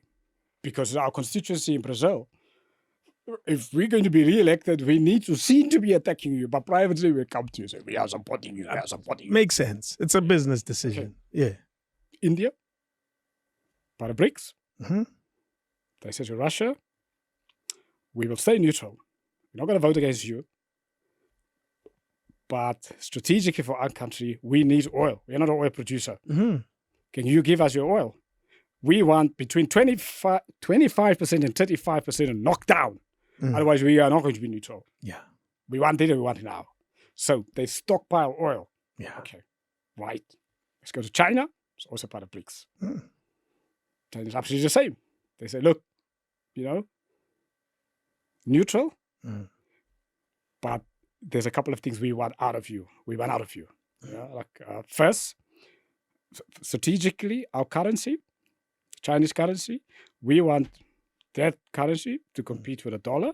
We've been unable to do that. Now let's have a swap. So you now begin to buy our currency. So now it will help. So you give our currency more value. No, it becomes, And then obviously all of the other things, many things. Yeah. So that's in their paper. Right. South Africa. Yeah. Okay. What's our crisis? Our crisis in South Africa is, what are our strategic objectives? Our strategic objective is, if the oil pile increase, we are done for you. Inflation, our companies collapse, the black poor are struggling. We did not even ask for, we sort of asked for the same as Brazil. We asked for nothing. We asked for nothing. No. Okay. It's a governance problem. This is a governance problem. Yeah. Second thing, it's a governance problem.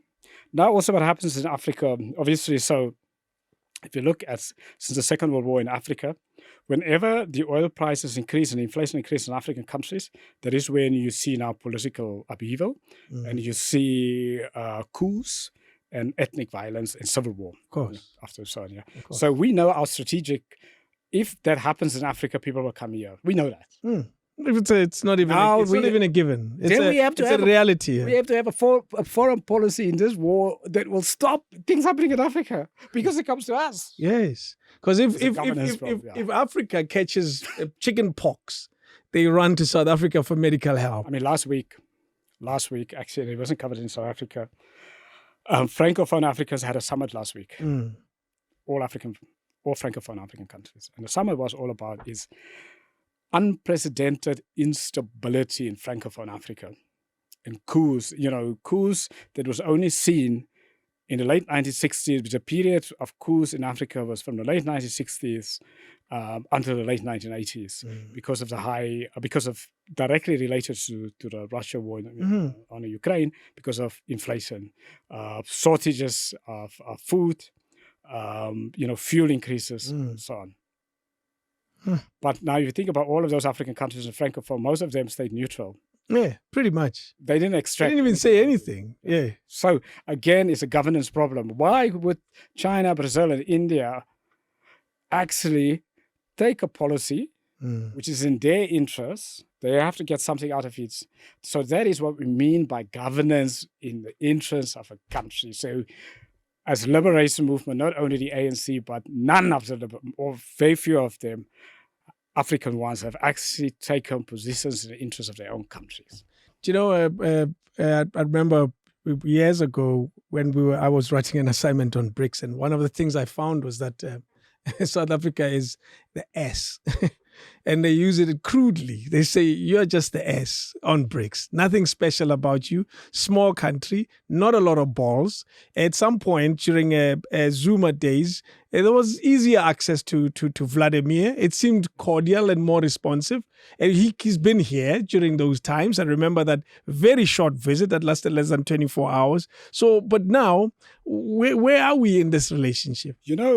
Earlier on, you asked me a question about trauma. Why are we like people the way we are? Why would we vote for the same party, but the party don't deliver us? And we vote for the same leaders, and we know the leaders are corrupt, and we know when they get to power, they will just... You find it in most African countries. Yeah. Now, the thing is, most probably, I think we even traumatize possibly in our engagement with other countries.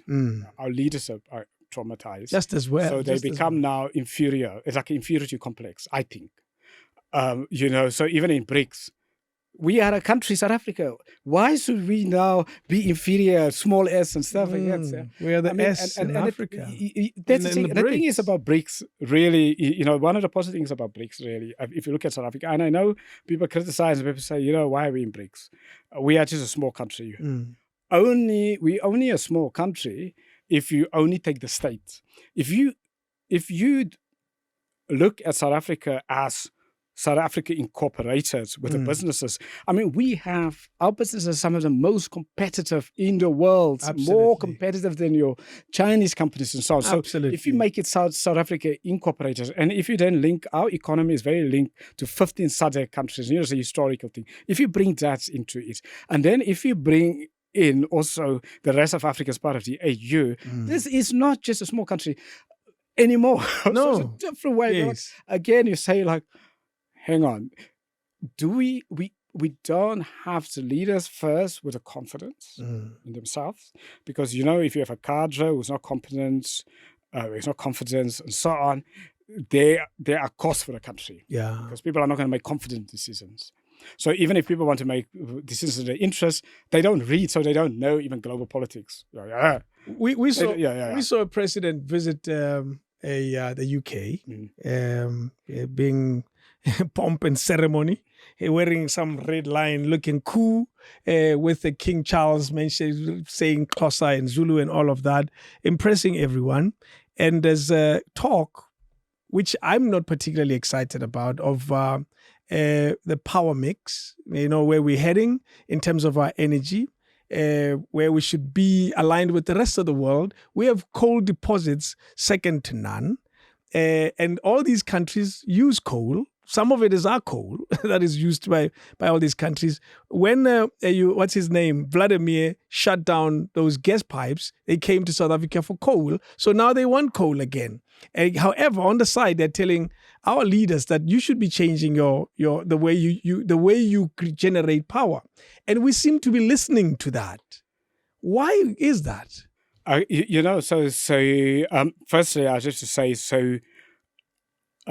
our climate, our environment is in danger, whether you are in South Africa or whether you're in Russia. Right? So that's the first thing. So we have to safeguard. Yeah. That's the first thing. The second thing, obviously, the industrial development of industrial countries. Developed countries came through using, let's call it, dirty energy. That's the development. That's coal. Okay, coal, dirty oil, and so on. Right, that's the reality. Now we have to say to ourselves as South Africans, so what would be an intelligent governance party? What would an intelligent leader do? Right now. Right now. So first, an intelligent governing party, intelligent state, an intelligent leader won't take an ideological decision. Make a decision on what is good for us. So ideology, region is not good for us. It's what's good for us. Yeah. So a couple of things are good for us. We are where we are. We're using coal, right? And we've got some of the largest deposits in the world of coal. Okay. Secondly, but coal is bad for us in the long term and for everybody else. Yeah. But at the same time, we know that the West industrial countries use coal, right? Now, can we clean the coal? Sasol made oil, our company, it used to be a state-owned company. Out of coal, they produce oil. Now, can we take coal and clean it up? Like Sasol took coal, and remember when they did it during the apartheid era, the world said, that's not possible. How did they do that? Yes. It's not possible. Because sanctions forced them to do something else. So that would be the first thing. Yeah. Now, are we even talking about it? No, we're not. We're talking renewables now. We're stuck in our geological time warp. Yes. Yeah, that's the sort of thing. And that is not in the interest of, just think about like in your personal level, if you're going to make your decisions on your daily, based on ideology. Honestly, I'm not going to take such and such as my partner because of ideology. When I like it. I'm not taking that job as ideology. Ideology says I shouldn't. Now I'm poor because ideology says I shouldn't work for a white man. Yeah, honestly, So that's not how a state operates, and unfortunately, that's how our state operates. Yeah.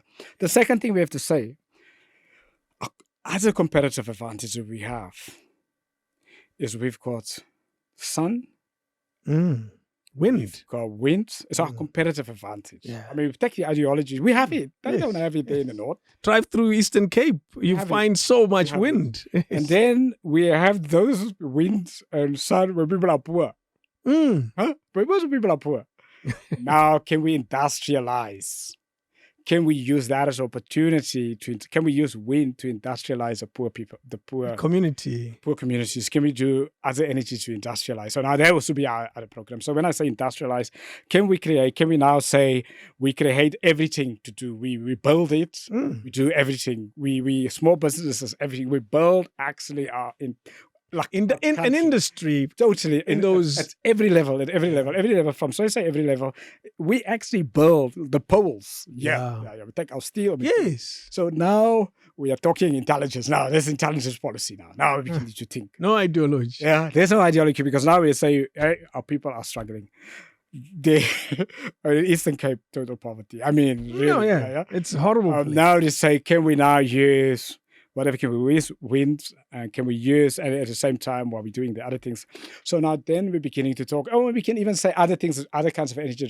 So now it becomes more intelligent. Yeah. And then we say, let's do it now. So it's while we are do whatever we do. While we are slowing down our coal consumption or looking for different ideas with Exactly. For example, what we have, we platinum in this country, hydrogen. I know. We are the largest producers in the world. Yeah. Clean energy.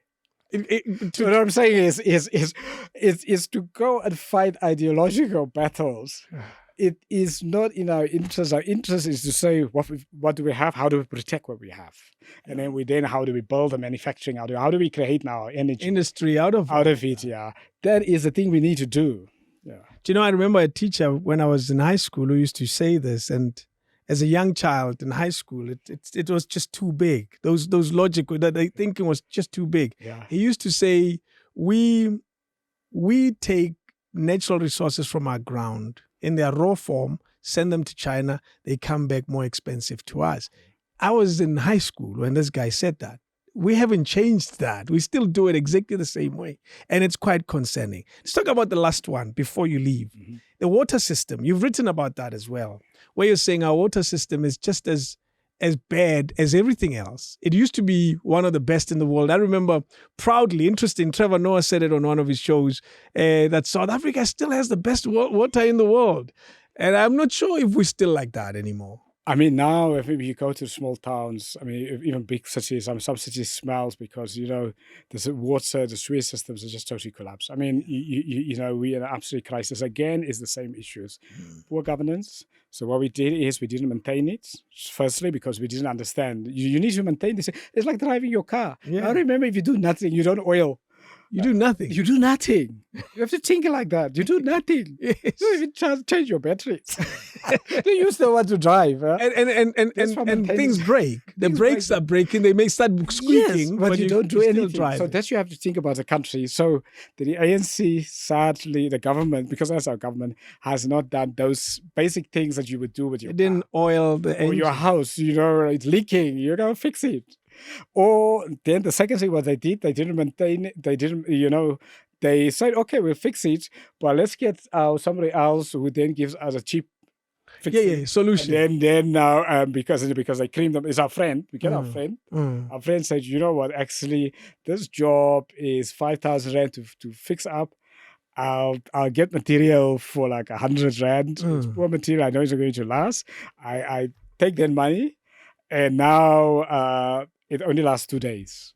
And we're back where we started. We're back where now it rains in, it destroys all of your things. You speak about that. You say sometimes fixing tends to be more expensive than the original project. No, absolutely. Just think about it. So you say like your roof, you didn't maintain it. Now it's you've just left it there. Yeah, it's like now infrastructure. It rains through. It destroys everything. It destroys its roof eventually. It destroys all your furniture, your laptop, all of your things. Now you have to fix. No, everything else. Expensive. Yeah, you have to redo the roof.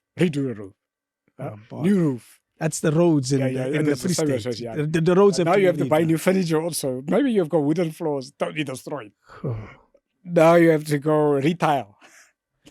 Oh, So boy. this is what has happened with infrastructure. So Water is the same. the water is the same. Yeah, water. And when you say water, what exactly are you Now- referring to?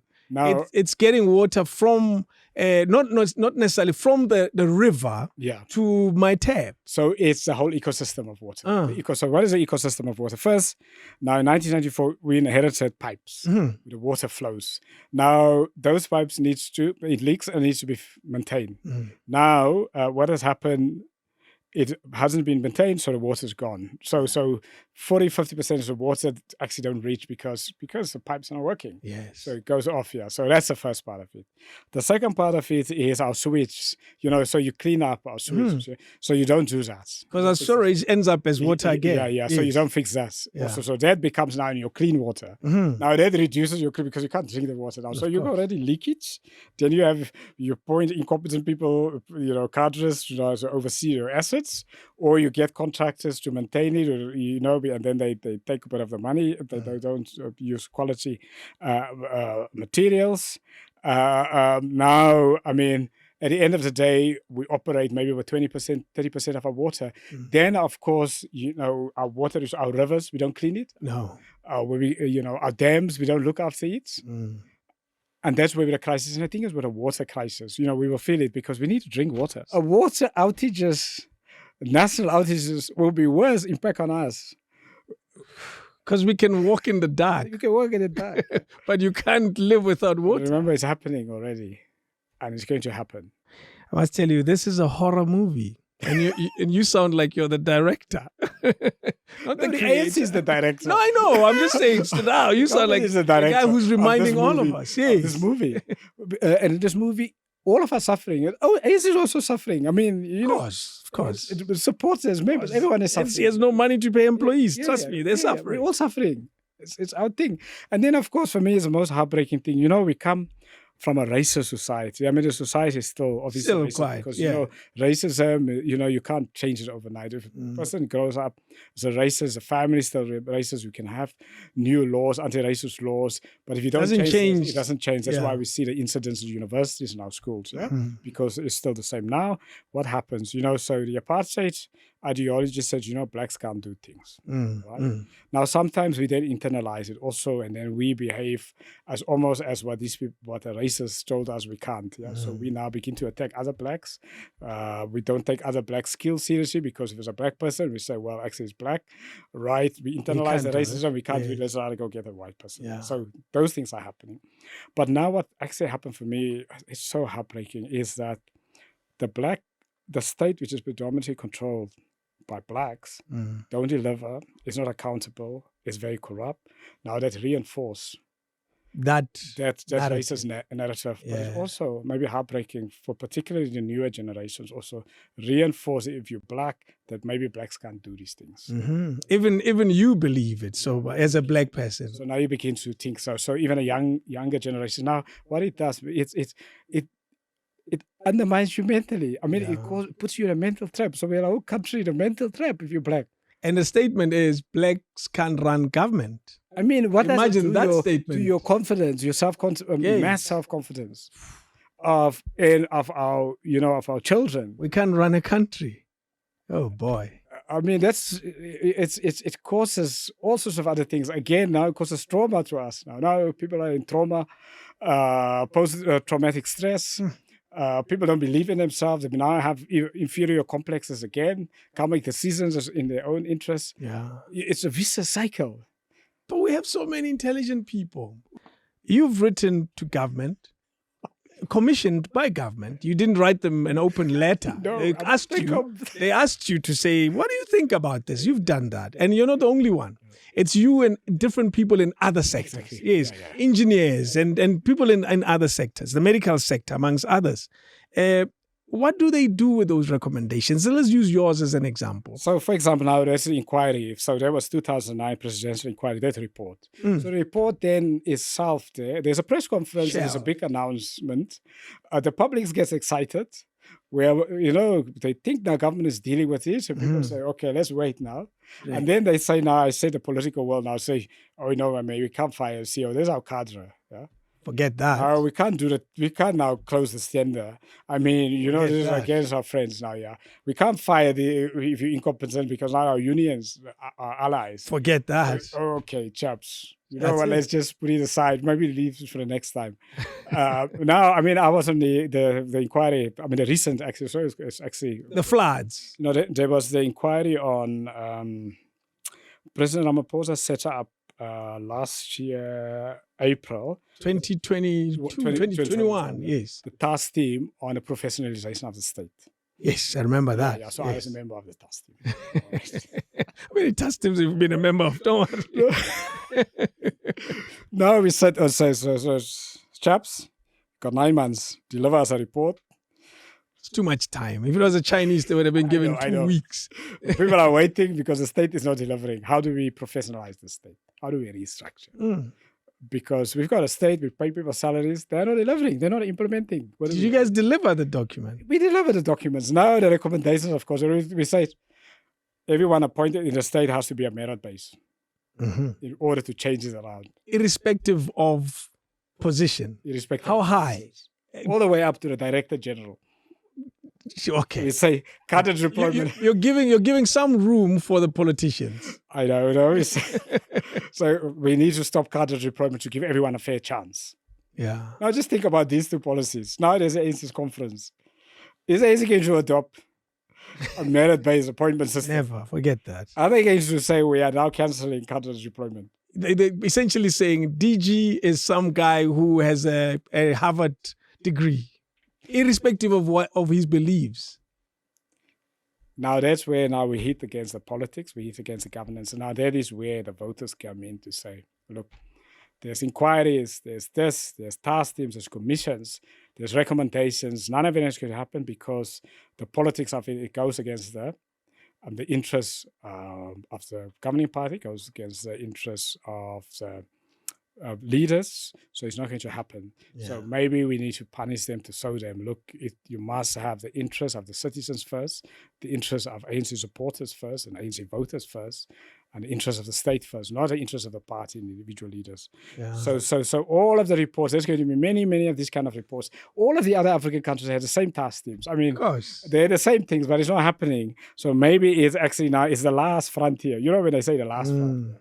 The last frontier is where you just say, I support this party, I like the leaders, I'm voting for somebody I hate in order to hold these people accountable to change the system.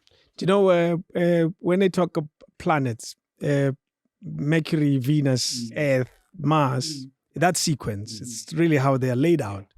Whenever they speak of the possible future of planet Earth, based off its relationship with the sun, its closest relative in that regard in terms of its future. If it gets closer to the sun, or maybe there's the sun burps, as they call it, and it gives us this flare, we are likely to end up looking like either Mercury or Venus.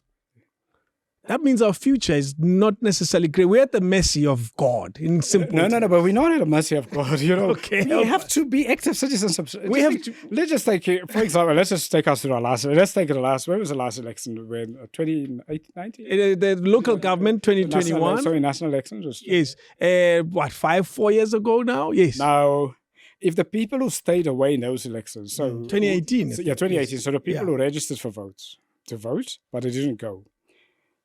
Lots of them. Yeah, so if they had voted for that party would have had an overwhelming majority.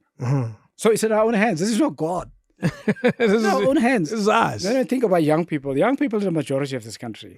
If young people decide, we will arrive at the voting and we're going to vote for another party. We set up our own party and we're going to vote for it. It's not God. It's us. Now we've just seen the last election in Malawi. This is what's happened. We've just seen in Lesotho. This is what has happened. What happened with the elections in what country is this? A oil-rich African country. They just re-elected a president. Guinea-Bissau. What is it? Yes, re-elected a president that's not doing anything for the people. You see. Now how are we going to change that? So we've just seen Seychelles was it a couple of years ago. Young people said, look, you know what? For the first time, we're going to turn out to vote. We vote, and they vote for a priest who is now the president. Yes. Huh?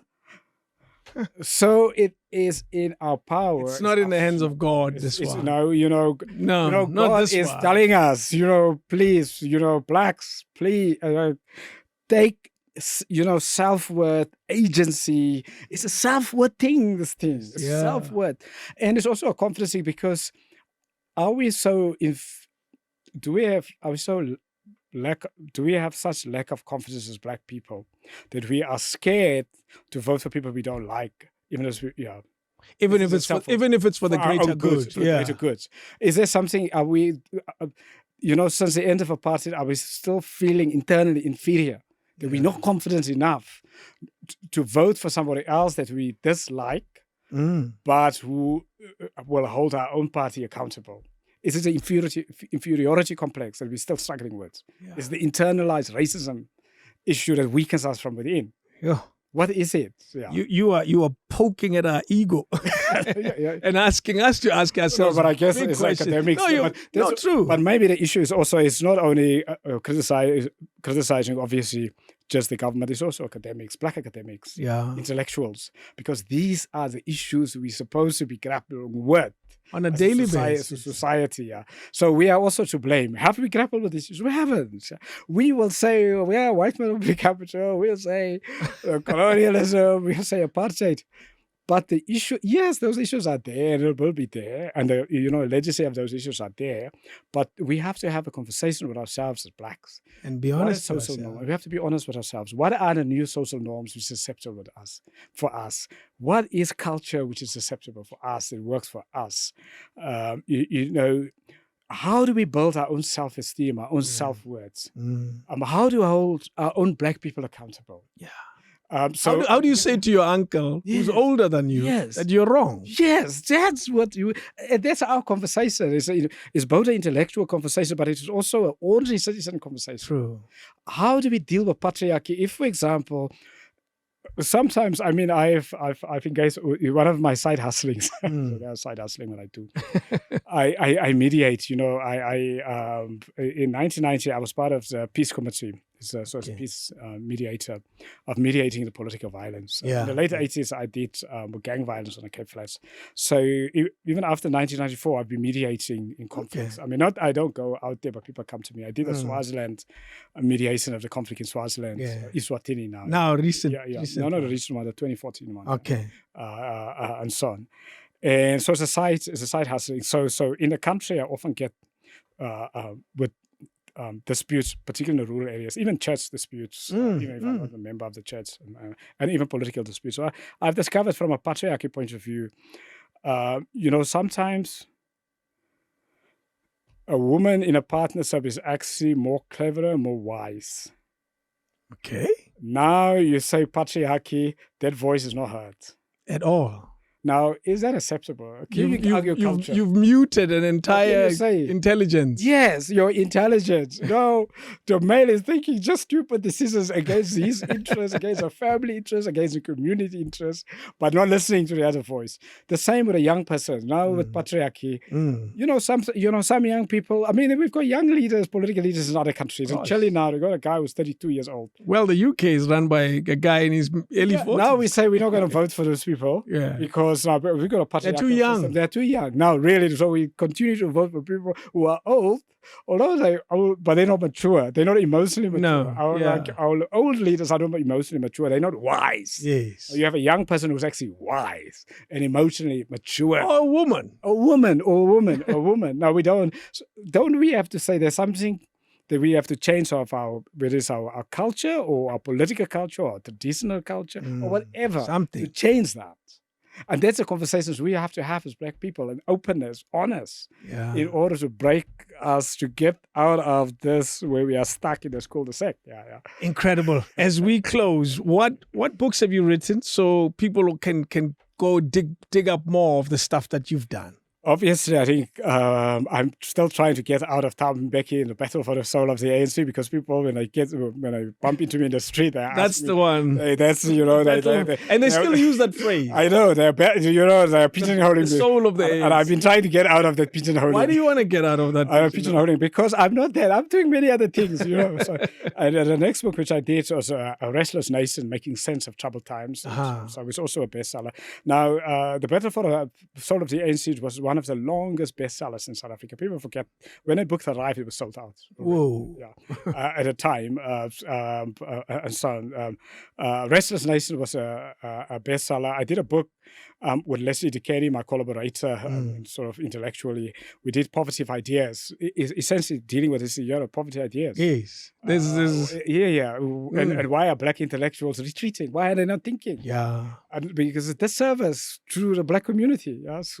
And that's a Poverty of Ideas, which has actually been doing very Why is very that? well, yeah. 1 second. Let's detour for literally 1 minute. Why are black professionals and academics retreating in moments where they're needed the most? In our context of, when you have a dominant state, right? So you have a dominant state. So if you want to get a job anywhere in the state, if you criticize, now you're seen as, hey, you're a troublemaker.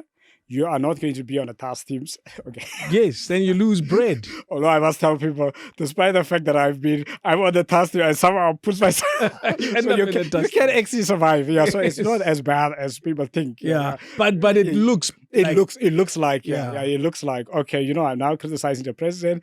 The president is saying we are not appointing that guy to a board. We are not appointing him on a task team. In fact, and now also your colleagues maybe will also say, we can't promote this person. This person can't be the voice. Yeah. Because now we need to get funding from the It ruins our relationship. Something. Yeah. So now the same, unfortunately, with business. Business say, we have to deal with the state. Yeah. We can't appoint this person. No, we're going to get our contract. It's not going to be renewed. And so on. So it becomes now, and so on. So that, and then there's obviously also society, our political culture. Now, you criticize and people say to you, well, are you now wanting to be white? Are you now voting for? Are you paid by white men? Because if you don't agree with this, it means you agree with that. Yeah. You're a white monopoly capitalist. Are you a puppet of the Ruperts, puppet of the Oppenheimers? What's going on here? Yeah. Now, even if you have the debate, remember what happened to me? I was sued by Jacob Zuma for 20 million rand on the issue of culture. Imagine that. On that issue, and that case was 15 years. 15 years. The man's the president, So I have to pay legal fees, obviously. Yeah. So now other people are scared. They say, "Oh no, we're not going to. I'm not going. Look how this guy seems to be struggling." Which one? Which battle was that? No, that was not even to do with the book. It was, Jacob Zuma took a group of us and I. Myself to court on, and they took me to court on the issue of Zulu culture. Let's just say, my argument was, my criticism around to say, that people are just coming up with culture. Yeah. You just decide, okay, this is a culture. You just create the culture yourself. There's a culture. So he said, no, you're wrong. There's no culture. No, the point is when let's say somebody comes over, or even the Zulu king comes over the culture. Yeah. And people say, we can't criticize this guy. He's a president or he's a king. Yeah, this guy knows about culture. How can we confront this guy? But now, intellectuals, you have to confront people to say, no. Yeah. You came up with this thing. This thing is self-serving. And anyway, cultures, all of our cultures, if you look at our cultures as intellectual, you look at it, it has been changed. Naturally. All of it. That's what life is. And that's how we should engage. Yeah. Not now to be frightened. Now, obviously, also... Imagine this culture. You can't approach an older person and tell that person that they've made the wrong turn. Honestly. Because now, remember now in the ANC, you also have the culture. Now, long tradition. Now, the person is doing badly. Now, you are too scared to go and tell the person. Well, not Ronald Lamola. He's not afraid. I'll tell you that good. much. That's why. But those are just a few individuals. All of us must be. And then it's also obvious to society. I was just thinking, a lot of people used to come to me at the time, and then people say to me, "What's wrong with you now?" Even our family members would say, "Now, why are you behaving un-Zulu, un-African, and whatever."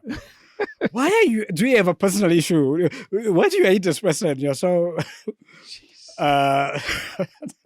Yeah, no, I get it. It's not easy. It's not easy to be honest in this world. If you still want to be, if you still want to, yeah. So that's why on the intellectual issue, but we have to do it. Yeah, and it's important. Yeah. It is very important. But although I think what we're seeing now, we're beginning to see. Actually, if you take it 10, 15 years in my time, let's just say when in late 90s, when we were very much under attack. I was one of the editors of Sowetan, and then when Sowetan was the largest black daily newspaper, when we were critical, we were very much, politicians took us on, and people were very scared of doing it. Now young people are saying it what it is. Yeah, and Now they there's have a social different media. platform. They have Totally different social media. now. They are saying Yes. it. Yeah, so it has changed the country. Completely. Only thing we now need is those same young people must now begin to vote Vote. consciously. Actually, Even just voting. no, yes, vote. And then vote consciously. You know, to say and to vote in like a grown up. Not only young people, but also older people. Also vote like a grown up to say what is in your interest. What is in your interest? What is in the interest of your community? What is in the interest of the country? And sometimes to vote in the interest of the country may mean you vote against the people you love. you people you love. Yeah. Yeah. That's how we close it. Man, you've given me way more time than I thought you would. I also And I didn't realize you're late. I apologize so much. Let's conclude. Thank you so much. Do your students call you Professor William Gumede? I actually called Professor. No, sorry. I chaired. Was the old Joburg General Hospital. So now, Yes. there's older people. Okay, and then people called me Professor William. So a lot of these entities, obviously they can't just call me William. They can't call me William Gumede. So Prof. Professor William. Professor William Gumede. In my world, you're a star, man. Thank you. I wish you well, and I love the honesty in your approach to life, and particularly to these hard subjects. And you're telling all of us as South Africans that if we don't approach it sincerely and honestly, we will never change it. And it will all we'll do is talk about decaying roads and stadiums that don't exist anymore and water pipes that don't exist anymore. And we'll say we once had those pipes, and that'll be the end of the story. Yeah. That's sad. Yeah, Thank you very much. You're a star. Check him out. Just Google him. You'll find all sorts of content. It was such an easy research. I'll tell you that. Can I sell a? Can I make a pitch for a book which is coming out? Please. So, the most exciting two books which is just about to come out. It's really exciting. One book is really let's call it my expertise in the academic world. So I've got interest and I've got expertise. Okay. So my expertise is for many years. I was the program director at School of Oriental and African Studies at the University of London. Wow. On East Asian developmental states. Wow. So my expertise is on Japan, Singapore, South Korea, Taiwan. So amazing. I'm coming out with a book, and it's been delayed because of my health issues, and launching it next year is looking at these 5 tiger economies. Why have they done well and other developed countries haven't done that? Amazing. It's a very exciting project, and maybe another. It's done. It's ready. Yeah. So it's Penguin. You can even see it already. And yes. And the lovely is with Penguin. The world's largest publisher. So it's a really exciting project. The second one is with Bloomsbury in the UK. It's a history of Africa since the Second World War. So I've worked on that book for over 20 years. Wow. It's an absolutely exciting project. Every African country has been done. It's an absolutely exciting project. Interesting. Yeah. I went to Exclusive Books and I was looking for African leaders. A book that speaks to that, and I couldn't find one. But I found an interesting one that speaks on chiefs in South Africa, and it's an exciting one. It talks about all of this Kukuni and all the rest of them.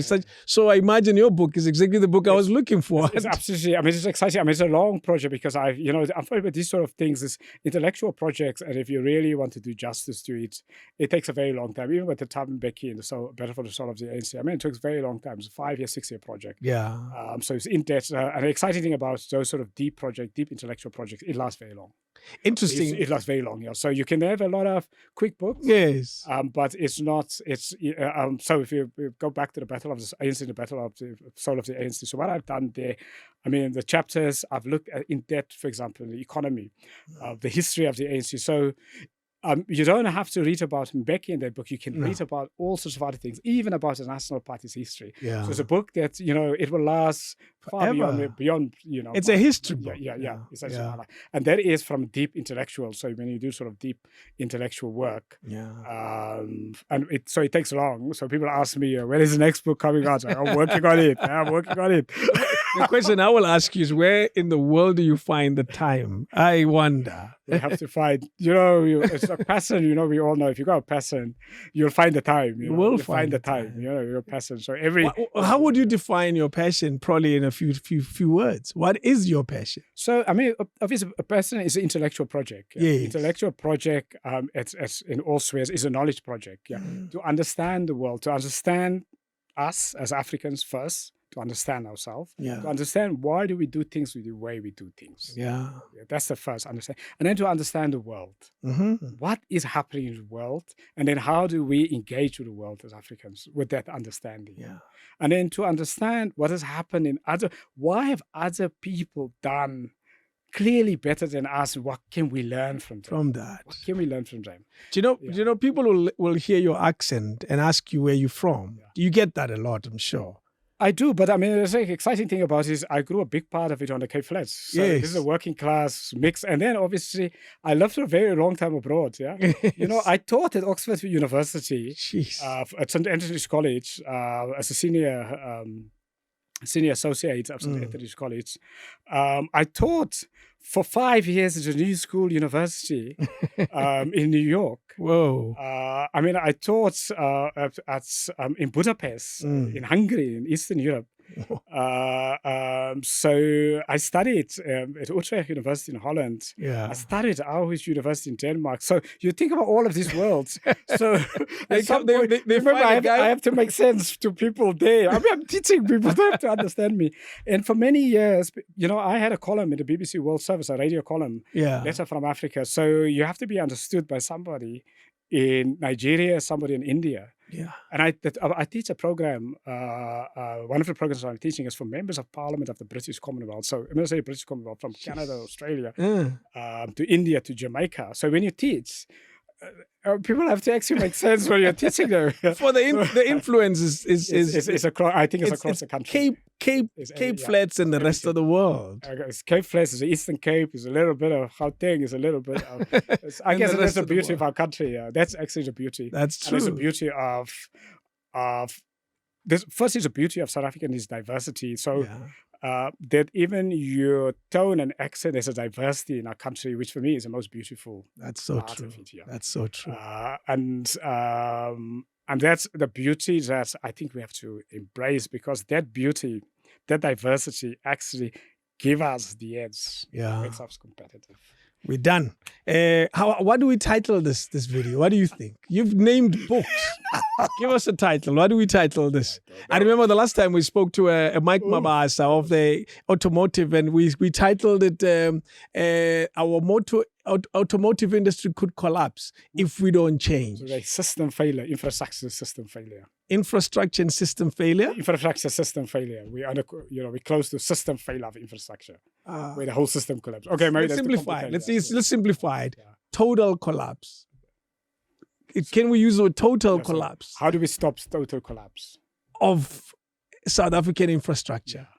How to stop the total collapse of infrastructure? You're my next supervisor. How to stop it? Yeah, how to stop? Because there's a positive thing. So then you bring in people and say, "Okay, let's listen."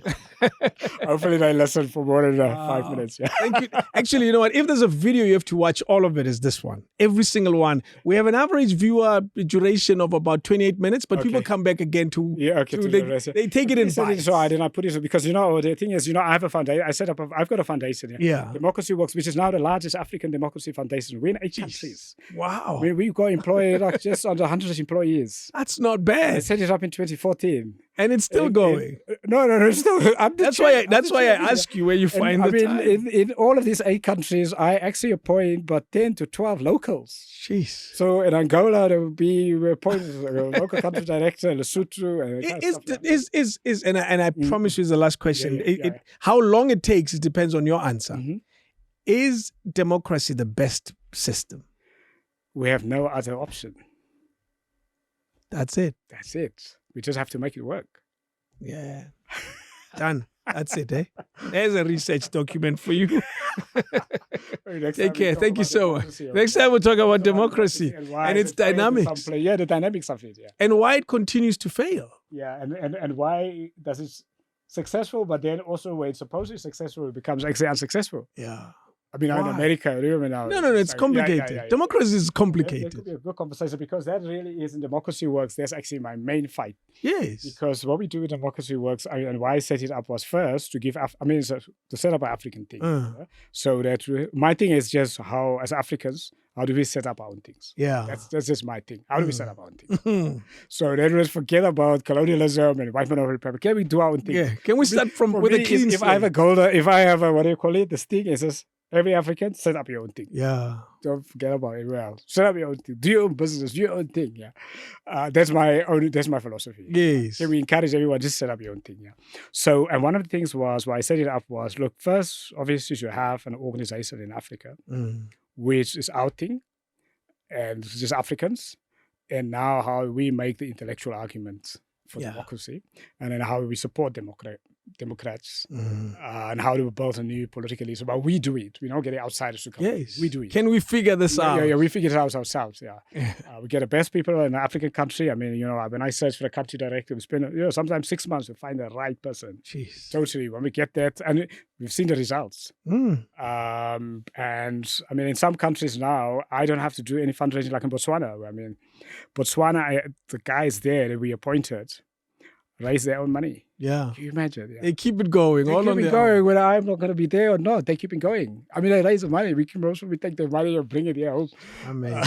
I think we're very lucky that you agreed to come here. Thank you so much. We truly appreciate it. King David Studio Podcast.